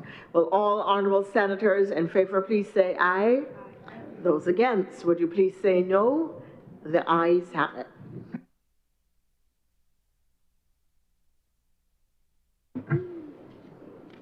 Madam Chair, the first schedule to the 17th schedule be the respective schedules to the. Madam Deputy President, I beg to move that the first schedule through the 17th schedule be the respective schedules to the bill.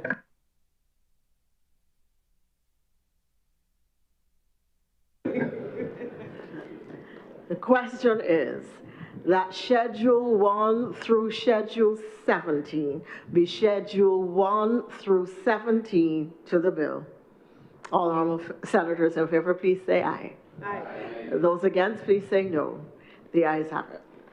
Madam Deputy, I beg to move that you do now report to His Honour the President the passing of one bill in committee. The question is that I do now report to His Honour the President the passing of one bill in committee. Will all honourable senators in favour please say aye? Aye. Those against, would you please say no? The ayes have it.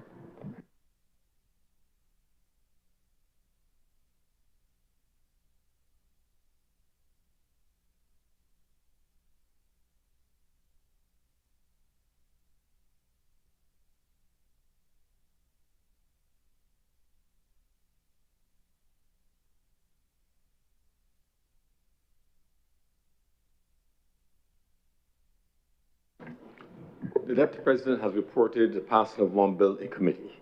Senator Cummings. Mr. President, I beg to move that this bill now be read a third time.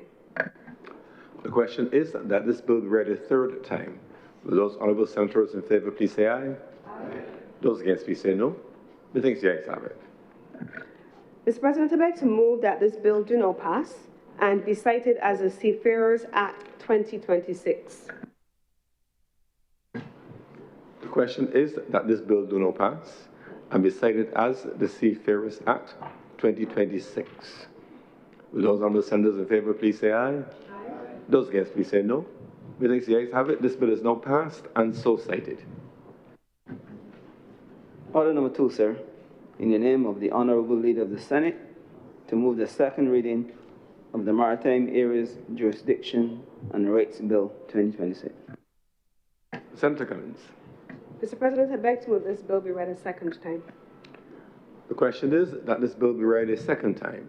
Will those honourable senators in favour please say aye? Aye. Those against please say no. Methinks the ayes have it.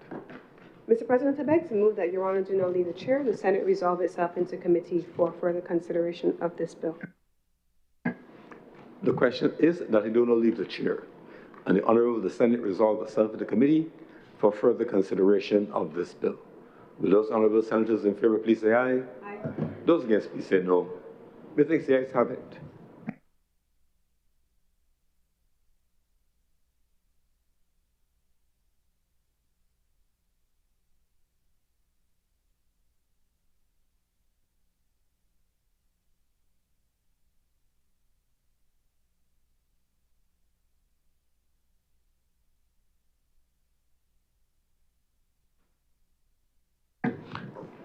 The Honourable, the Senate is now in committee. Permission once again, Madam Chair, to call bill in parts. Permission granted once again. Part 1, clauses 1 to 4. Madam Deputy, I beg to move that Part 1, clauses 1 through 4 do now stand part. The question is that Part 1, clauses 1 through 4 do now stand part. Will all honourable members in favour please say yes?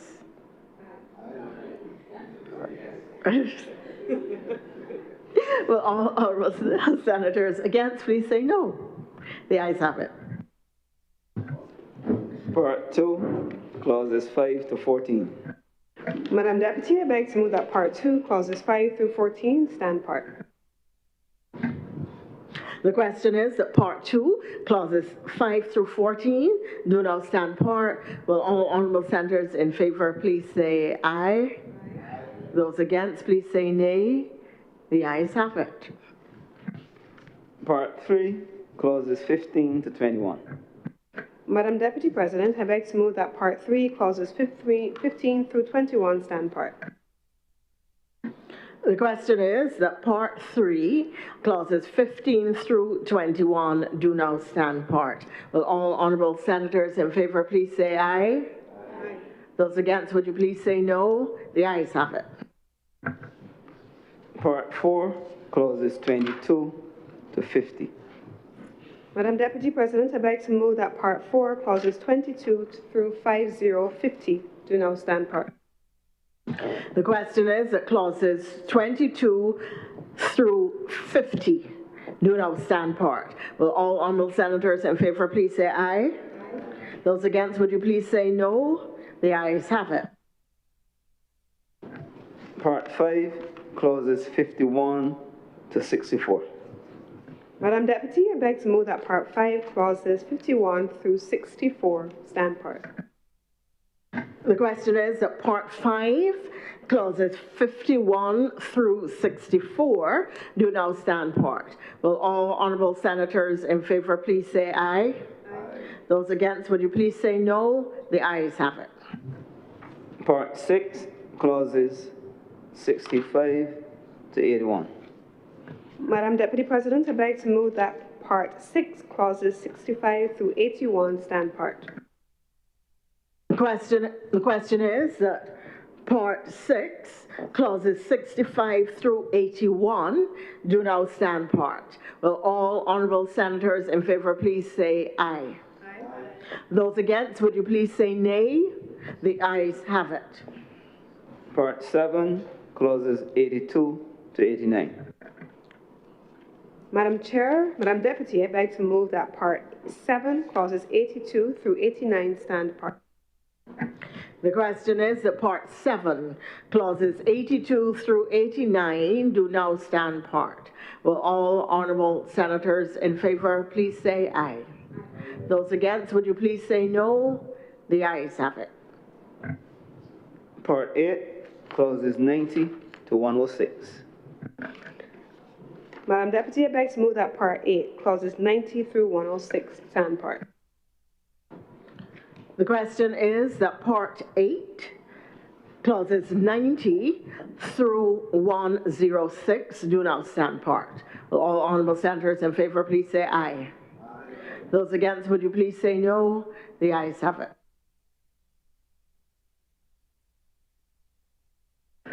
Madam Deputy, I beg to move that you do now report to His Honour the President the passing of one bill in committee.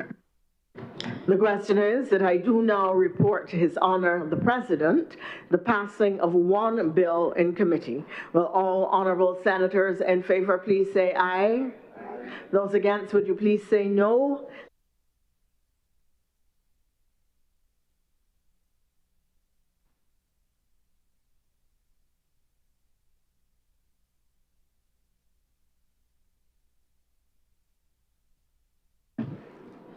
The Deputy President has reported the passing of one bill in committee.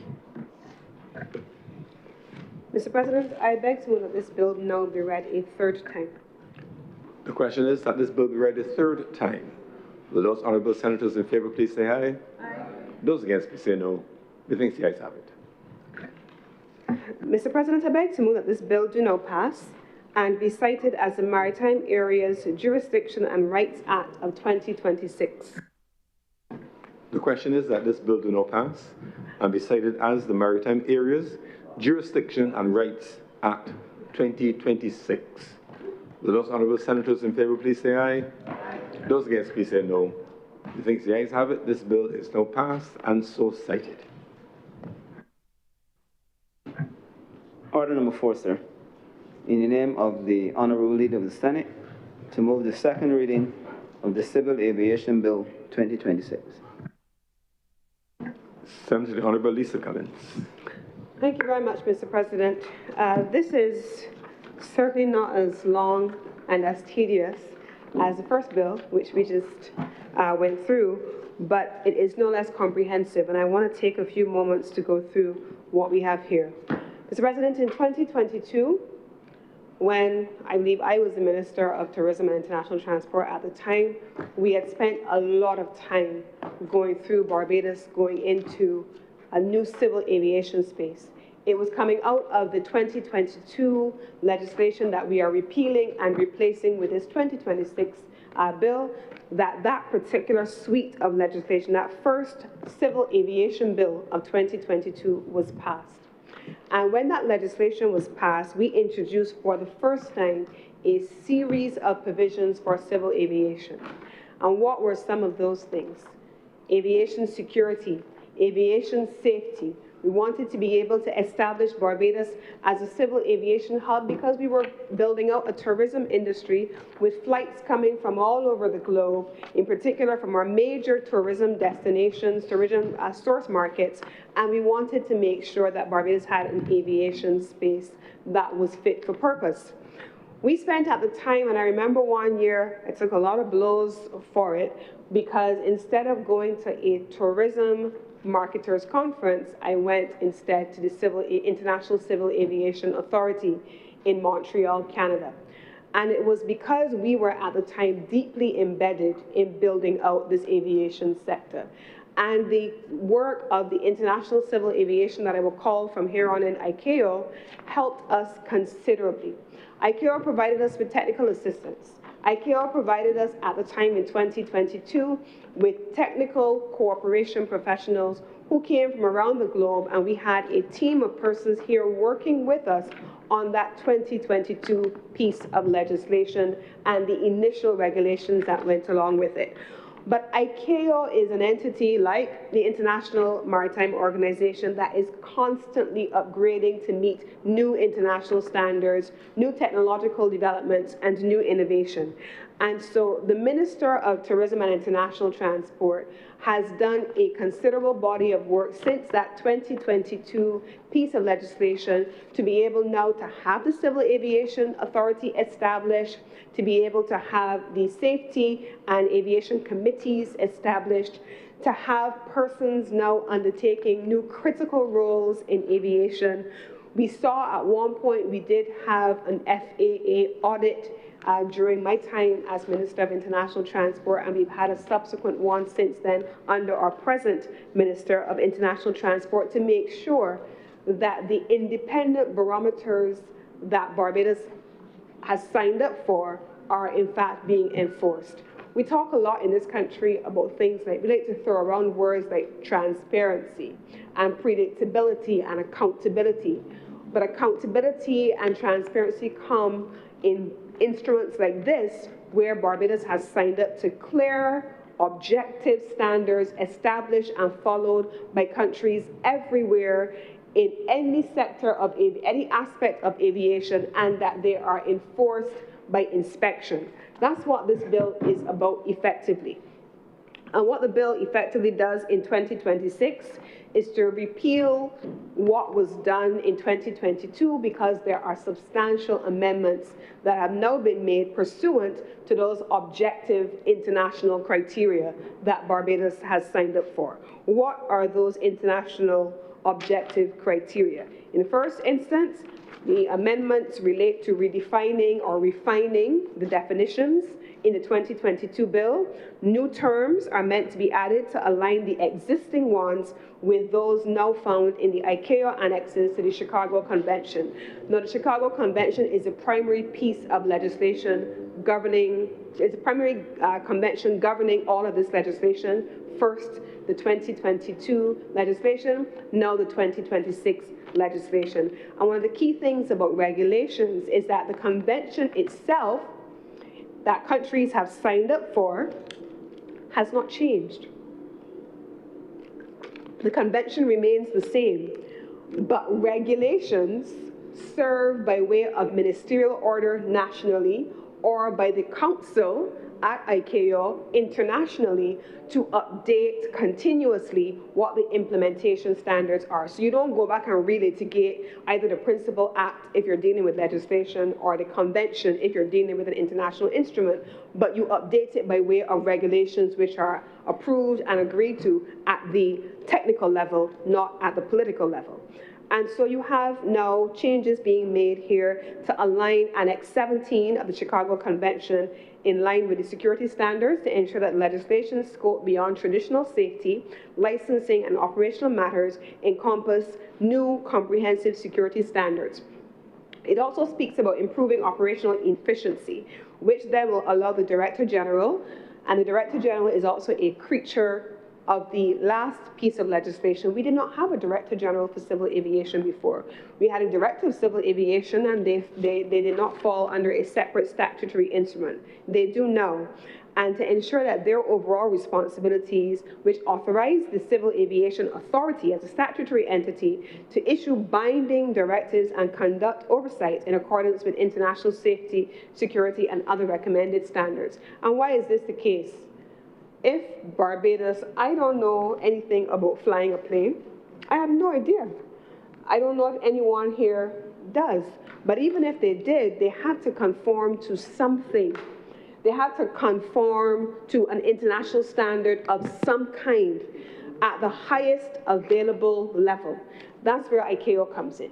That's where standards come in. So that when you fly into Toronto Pearson International Airport, or you fly into JFK, into New York, you fly a commercial jet, there are standards for those. Each flight, each aircraft type that you fly on, there are international standards for those. If you fly a small craft, there are international standards for those. And every country is responsible for enforcing those standards in their national jurisdiction. We also have regulatory clarity, which is being updated in this legislation by ensuring that the provisions in the legislation will be harmonized with the new regulations of the ICAO annexes, but also integrating the international air law treaties. So this allows for Barbados to ensure that under the international air law treaties, our obligations are also being updated. It also importantly establishes updated guidelines under the framework for aircraft management. Once upon a time, when we used to have just gasoline cars or diesel cars, you could put, when you go into the car wash, this is a pet peeve of mine these days, when you go to the car wash or you go to the guys who are washing your car, they used to armor all your tires. You remember they used to armor all your tires? And it used to look good on a certain type of vehicles. But new fashion vehicles that come now with things like brake, auto hold, where you could stop. Once you press the brake, the car stops, you could take your foot off the brake. They don't like it when you put armor. Those cars don't like it when you put armor all on your tires anymore. So the guys that used to clean your car before had to learn, or are still learning, not to put armor all on these newfangled vehicles. Because the way you maintain them now is not the way you used to maintain cars then. So equally, it does a car, an aircraft is the same thing. The technology has evolved, it is evolving.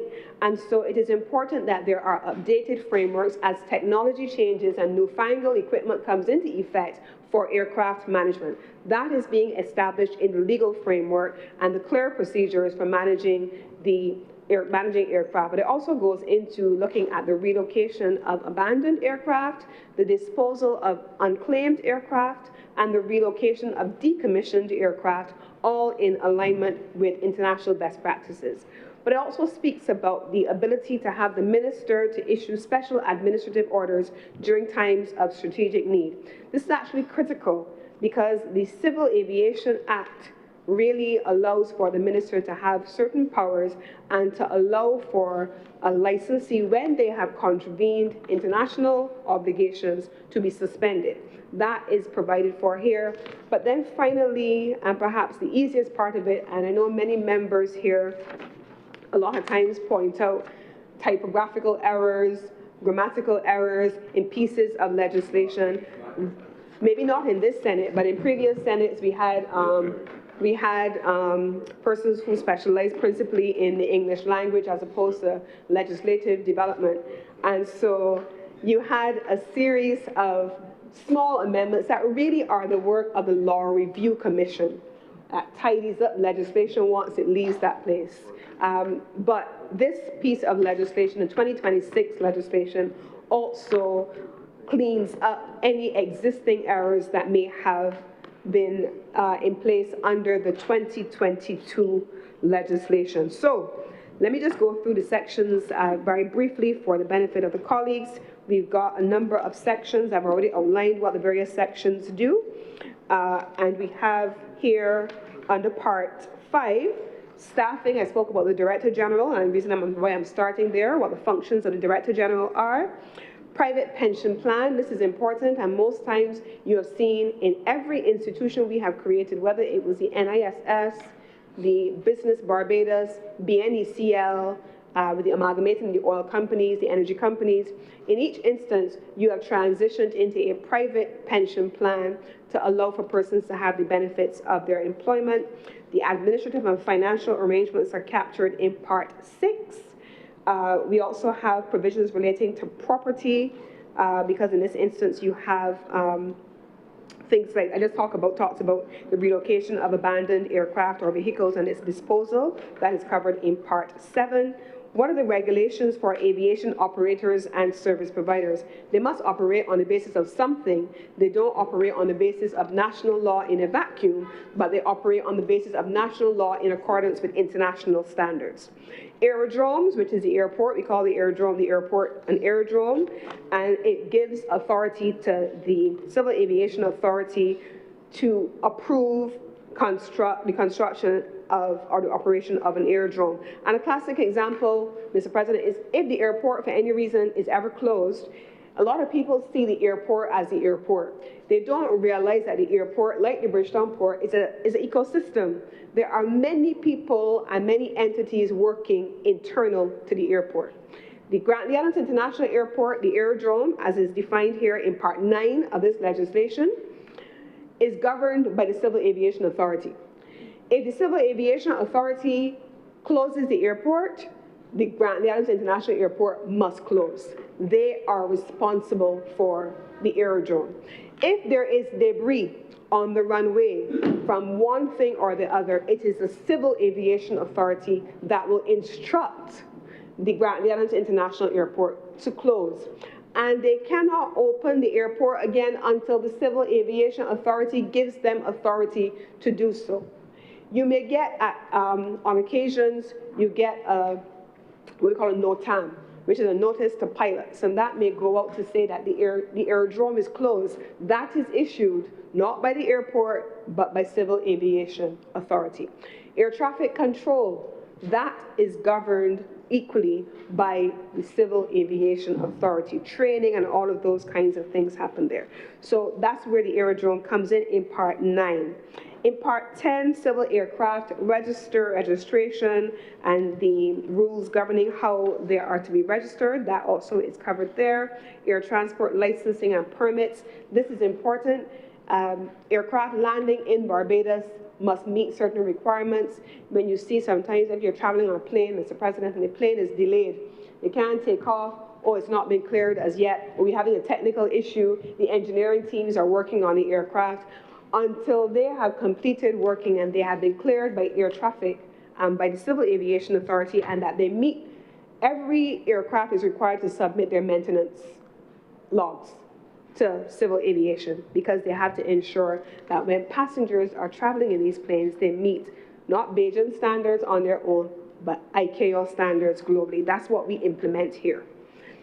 Sometimes it's inconvenient. Sometimes individuals may prefer, well, why can't we do this and why can't we do that? Because if we do it for you to be able to evade or to avoid taking responsibility for what the Civil Aviation Authority is asking of you, this country will bear the impact of that. The airport will lose its certification because you want to be exempted, just you. The country cannot take responsibility for individual exceptions that will cost the country a bigger price. And so the Civil Aviation Authority takes a very strong position on ensuring that everyone, without exception, complies with the requirements that Barbados must uphold internationally.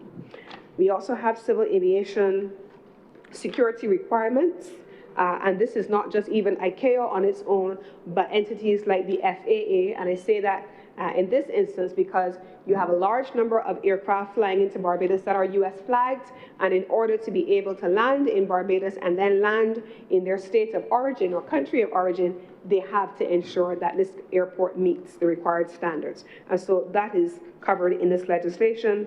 It also covers things like dangerous flying, passenger offenses, can't behave like you feel like, but equally then under the miscellaneous section, which is section 16, it talks about just a series of miscellaneous provisions, detention of an aircraft, because that can happen, sharing of information, that can happen, interception of aircraft, that has happened, and the proceedings that are required under the legislation in the event that any of these things happen. And then, of course, you have the schedule that outline the way in which the National Civil Aviation Security Committee is established, the National Air Transport Facilitation Committee, and what the Civil Aviation Tribunal is looking like in the event that someone is aggrieved or is opposed to a ruling of the authority, that there is an appellate mechanism. So this is the legislation before the chamber, and I beg to move that this bill now be read a second time.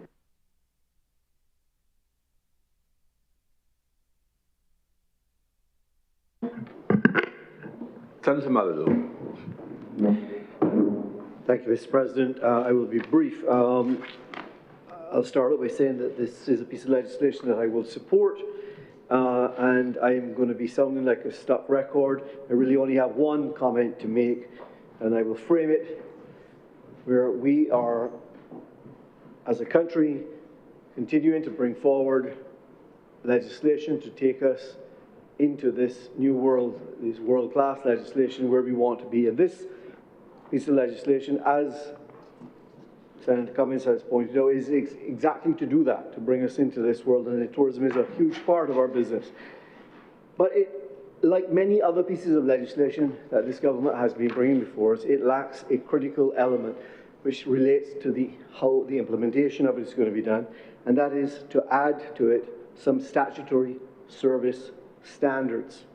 What shall we expect in terms of how long it will take to issue a license, these permits? How long will it do for aircraft registration, foreign operator approvals, certificates, renewals? All of these things can damage tourism, which is very important to us.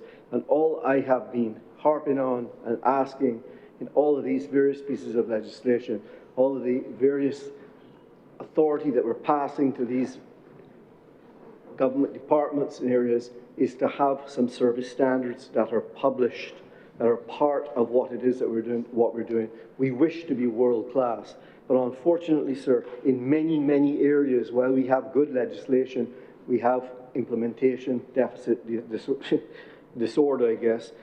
We are so many things that all of us as Barbadians know that we have to wait way too long for them to happen, and we should not be ignoring the need to build it within the legislation to what are our service standards. So, as I said earlier on another thing we discussed today, and I have said in the past, I believe that the levels of service that our customers should require of us should be published, and it should be a part of the legislation that says how well are we doing towards that. There should be regularly published information to say how well we are doing to be meeting those standards. With those few words, sir, I'll support the bill. Thank you very much, Senator Maladu. Any other speakers? Senator Cummings. Thank you very much, Mr. President. I want to thank Senator Malaloux for raising the point, and I agree with him on service standards. I, however, also run the risk of being a stuck record to say that service standards are not the subject of legislative drafting, and that they may very well form the part of regulations or a service level charter, but they're not the substance of which legislative drafting is made. So we're both sounding like service records, even though we both agree on the principle of the thing. This is not where they belong, not in legislation. And I believe my good friend and Senate colleague, Senator Malaloux, has heard us speak about that as a role, as a non-legislative matter, even if it is an agreed principle that we all share. Mr. President, with those few words, I beg to move that this bill be read a second time. The question is that this bill be read a second time. Will those honourable senators in favour please say aye? Aye. Those against please say no. Methinks the ayes have it. Mr. President, I beg to move that you do not leave the chair, Your Honour, and the Senate resolve itself into committee for further consideration of this bill. The question is that I do not leave the chair, and the Honourable the Senate resolve itself into committee for further consideration of this bill. Will those honourable senators in favour please say aye? Aye. Those against please say no. Methinks the ayes have it.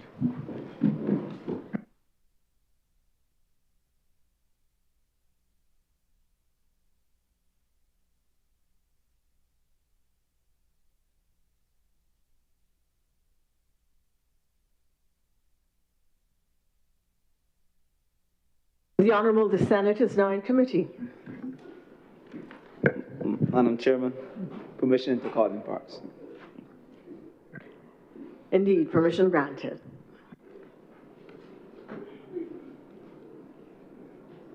Clause 1. Madam Deputy, I beg to move that Clause 1 stand part. The question is that Clause 1 do now stand part. Will all honourable senators in favour please say aye? Those against please say nay. The ayes have it. Part 1, clauses 2 and 3. Madam Deputy, I beg to move that Part 1, Clauses 2 and 3 stand part. The question is that Part 1, Clauses 2 and 3 do now stand part. Will all honourable senators in favour please say aye? Those against, would you please say no? The ayes have it. Part 2, clauses 4 to 7. Madam Chair, I beg to move that Part 2, Clauses 4 through 7 stand part. The question is that Part 2, Clauses 4 through 7 do now stand part. Will all honourable senators in favour please say aye? Aye. Those against, would you please say no? The ayes have it. Part 3, clauses 8 to 14. Madam Deputy Chair, I beg to move, Madam Deputy President, I beg to move that Part 3, Clauses 8 through 14 stand part. The question is that Part 3, Clauses 8 through 14 do now stand part. Will all honourable senators in favour please say aye? Aye. Those against, would you please say no? The ayes have it. Part 4, clauses 15 to 20. Madam Chair, I beg to move that Part 4, Clauses 15 through 20 stand part. The question is that Part 4, Clauses 15 through 20 do now stand part. Will all honourable senators in favour please say aye? Aye. Those against, would you please say nay? The ayes have it. Part 5, clauses 21 to 27. Madam Chair, I beg to move that Part 5, Clauses 21 through 27 stand part. The question is that Part 5, Clauses 2.1 through 2.7 do now stand part. Will all honourable senators in favour please say aye? Aye. Those against, would you please say nay? The ayes have it. Part 6, clauses 28 to 36. Madam Chair, I beg to move that Part 6, Clauses 28 through 36 stand part. The question is that Part 6, Clauses 28 through 36 do now stand part. Will all honourable senators in favour please say aye? Aye. Those against, would you please say nay? The ayes have it. Part 7, clauses 37 to 47. Madam Chair, I beg to move that Part 7, Clauses 37 through 47 stand part. The question is that Part 7, Clauses 37 through 47 do now stand part. Will all honourable senators in favour please say aye? Aye. Those against, would you please say no? The ayes have it. Part 8, clauses 48 to 75. Madam Chair, I beg to move that Part 8, Clauses 48 through 75 stand part. The question is that Part 8, Clauses 48 through 75 do now stand part. Will all honourable senators in favour please say aye? Aye. Those against, would you please say no? The ayes have it. Part 9, clauses 76 to 81. Madam Chair, I beg to move that Part 9, Clauses 76 through 81 do now stand part. The question is that Part 9, Clauses 76 through 81 do now stand part. Will all honourable senators in favour please say aye? Aye. Those against, would you please say nay? The ayes have it. Part 10, clauses 82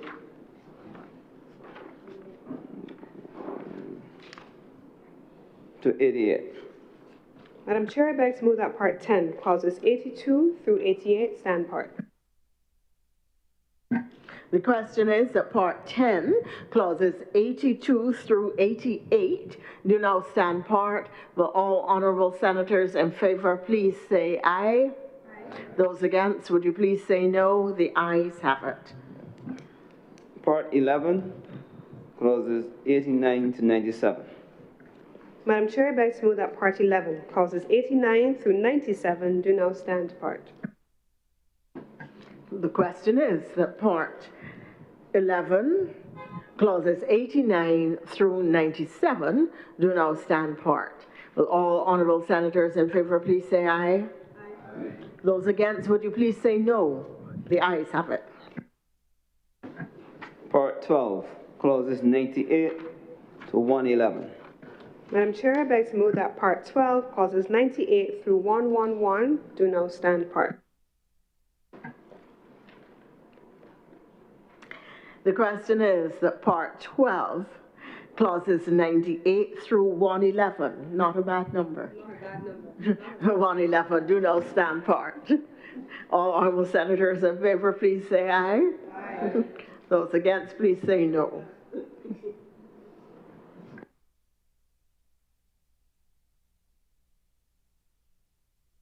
Indeed they do, the ayes have it. Part 13, clauses 112 to 114. Madam Chair, I beg to move that Part 13, clauses 112 to 114 stand part. The question is that Part 13, clauses 112 to 114 do now stand part. Will all honourable senators in favour please say aye? Aye. Those against, would you please say no? The ayes have it. Part 14, clauses 115 to 121. Madam Chair, I beg to move that Part 14, clauses 115 through 121 do now stand part. The question is that Part 5, beg your pardon, Part 14, clauses 115 to 121 do now stand part. Will all honourable senators in favour please say aye? Aye. Those against, would you please say no? The ayes have it. Part 15, clauses 122 to 140. Madam Chair, I beg to move that Part 15, clauses 122 through 140 do now stand part.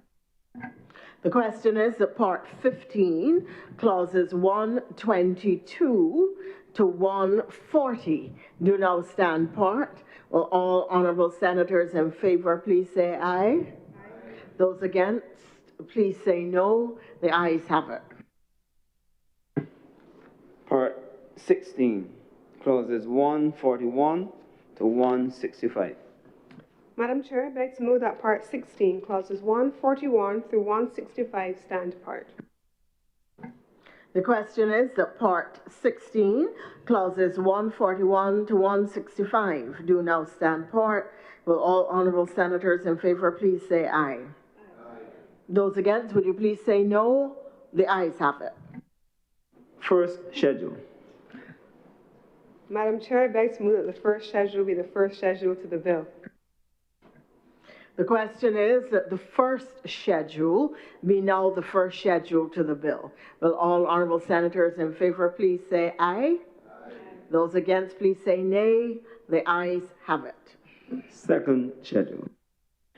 Madam Chair, I beg to move that the second schedule be the second schedule to the bill. The question is that the second schedule be now the second schedule to the bill. Will all honourable senators in favour please say aye? Aye. Those against, please say no. The ayes have it. Third schedule. Madam Chair, I beg to move that the third schedule be the third schedule to the bill. The question is that the third schedule be now the third schedule to the bill. Will all honourable senators in favour please say aye? Aye. Those against, would you please say no? The ayes have it. Fourth schedule. Madam Chair, I beg to move that the fourth schedule be the fourth schedule to the bill. The question is that the fourth schedule be now the fourth schedule to the bill. All honourable senators in favour please say aye. Aye. Those against, would you please say no? The ayes have it. Fifth schedule. Madam Chair, I beg to move that the fifth schedule be the fifth schedule to the bill. The question is that the fifth schedule be now the fifth schedule to the bill. All honourable senators in favour please say aye. Aye. Those against, would you please say no? The ayes have it. The sixth schedule. Madam Chair, I beg to move that the sixth schedule be the sixth schedule to the bill. The question is that the sixth schedule be now the sixth schedule to the bill. Will all honourable senators in favour please say aye? Aye. Those against, would you please say no? The ayes have it. Madam Chair, I beg to move that you do now report to His Honour the President the passage of one bill in committee. The question is that I do now report to His Honour the President the passing of one bill in committee. Will all honourable senators in favour please say aye? Aye. Those against, would you please say nay? The ayes have it.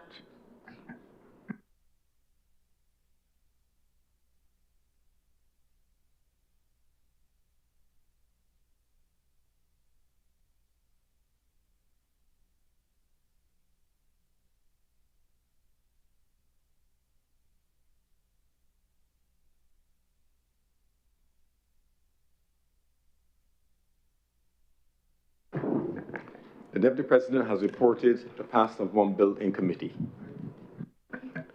Mr. President, I'd like to move that this bill not be read a third time. The question is that this bill be read a third time. Will those honourable senators in favour please say aye? Aye. Those against please say no. Methinks the ayes have it. Mr. President, I'd like to move that this bill do not pass and be cited as the Civil Aviation Act 2026. The question is that this bill do not pass and be cited as the Civil Aviation Act 2026. Will those honourable senators in favour please say aye? Aye. Those against please say no. Methinks the ayes have it. This bill is now passed and so cited. Mr. President, that brings us, with appreciation to all honourable members of the Senate, to the end of government's business for today. And I beg to move that today's sitting be adjourned until Wednesday, June 17 at 10 a.m. The adjournment, June 17 at 10 a.m. At 11 a.m. The question is that the Honourable Senate may now adjourn until Wednesday, June 17th at 11 a.m. Before I put the question, however, just one note of appreciation. I don't think we may meet this will happen before we come back. I understand our security guard, who's been here for quite a while, 20 years or so of his 34 years in the service, is retiring very soon. I think he mentioned to me in passing this morning that he will be going in a few days. What's his name again? Yes. What's his name? Gary Allen. He has been a perfect example to the many members of the government security service.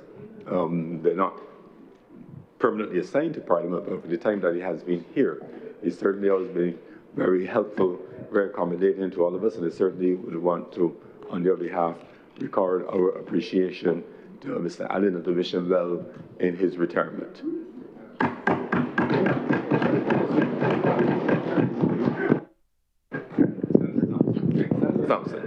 Speaking on the adjournment, sir, I feel that I must say a few words because it comes from a community which I formerly represented. And it would be remiss of me not to thank him for his service to this Parliament and to our nation. I wish to observe, sir, that so often those of us whose faces are seen on television, it is our faces, our names, our words, our perspectives that become known. But those who ensure that we have a meal on time, those who ensure that we are kept secure, those who ensure that this building is cleaned and that the facilities are appropriately upkept, those who service the Parliament, and those who service by extension the nation, people never see them. They don't know their names. And maybe they're not even interested, but they play such a critical role in ensuring that we function, that we perform well, and that we can do what the people send us here to do. And Mr. Allen is one of those, part of that core and cadre of people to whom we owe gratitude for the silence but high quality of their service.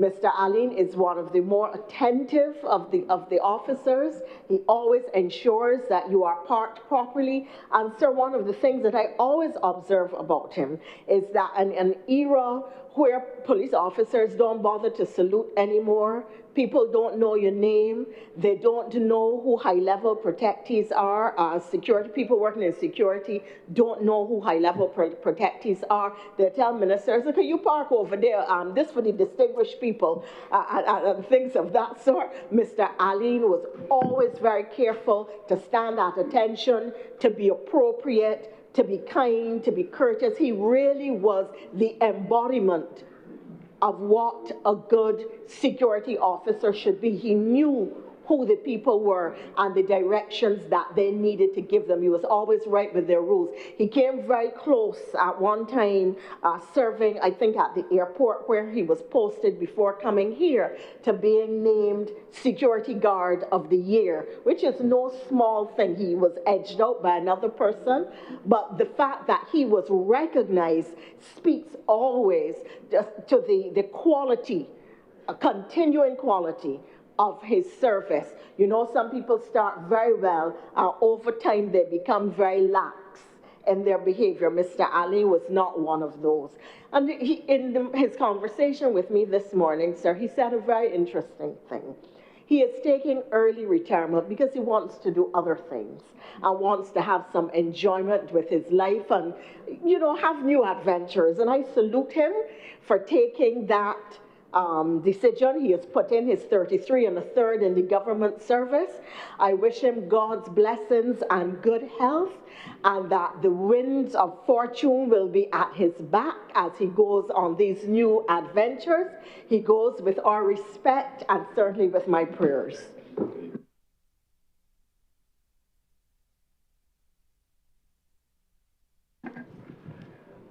And so say all of us. The question is that the Honourable Senate do now adjourn until Wednesday, June the 17th at 11 a.m. Will those Honourable Senators in favour please say aye? Aye. Those against please say no. Methinks the ayes have it. The sitting is therefore adjourned.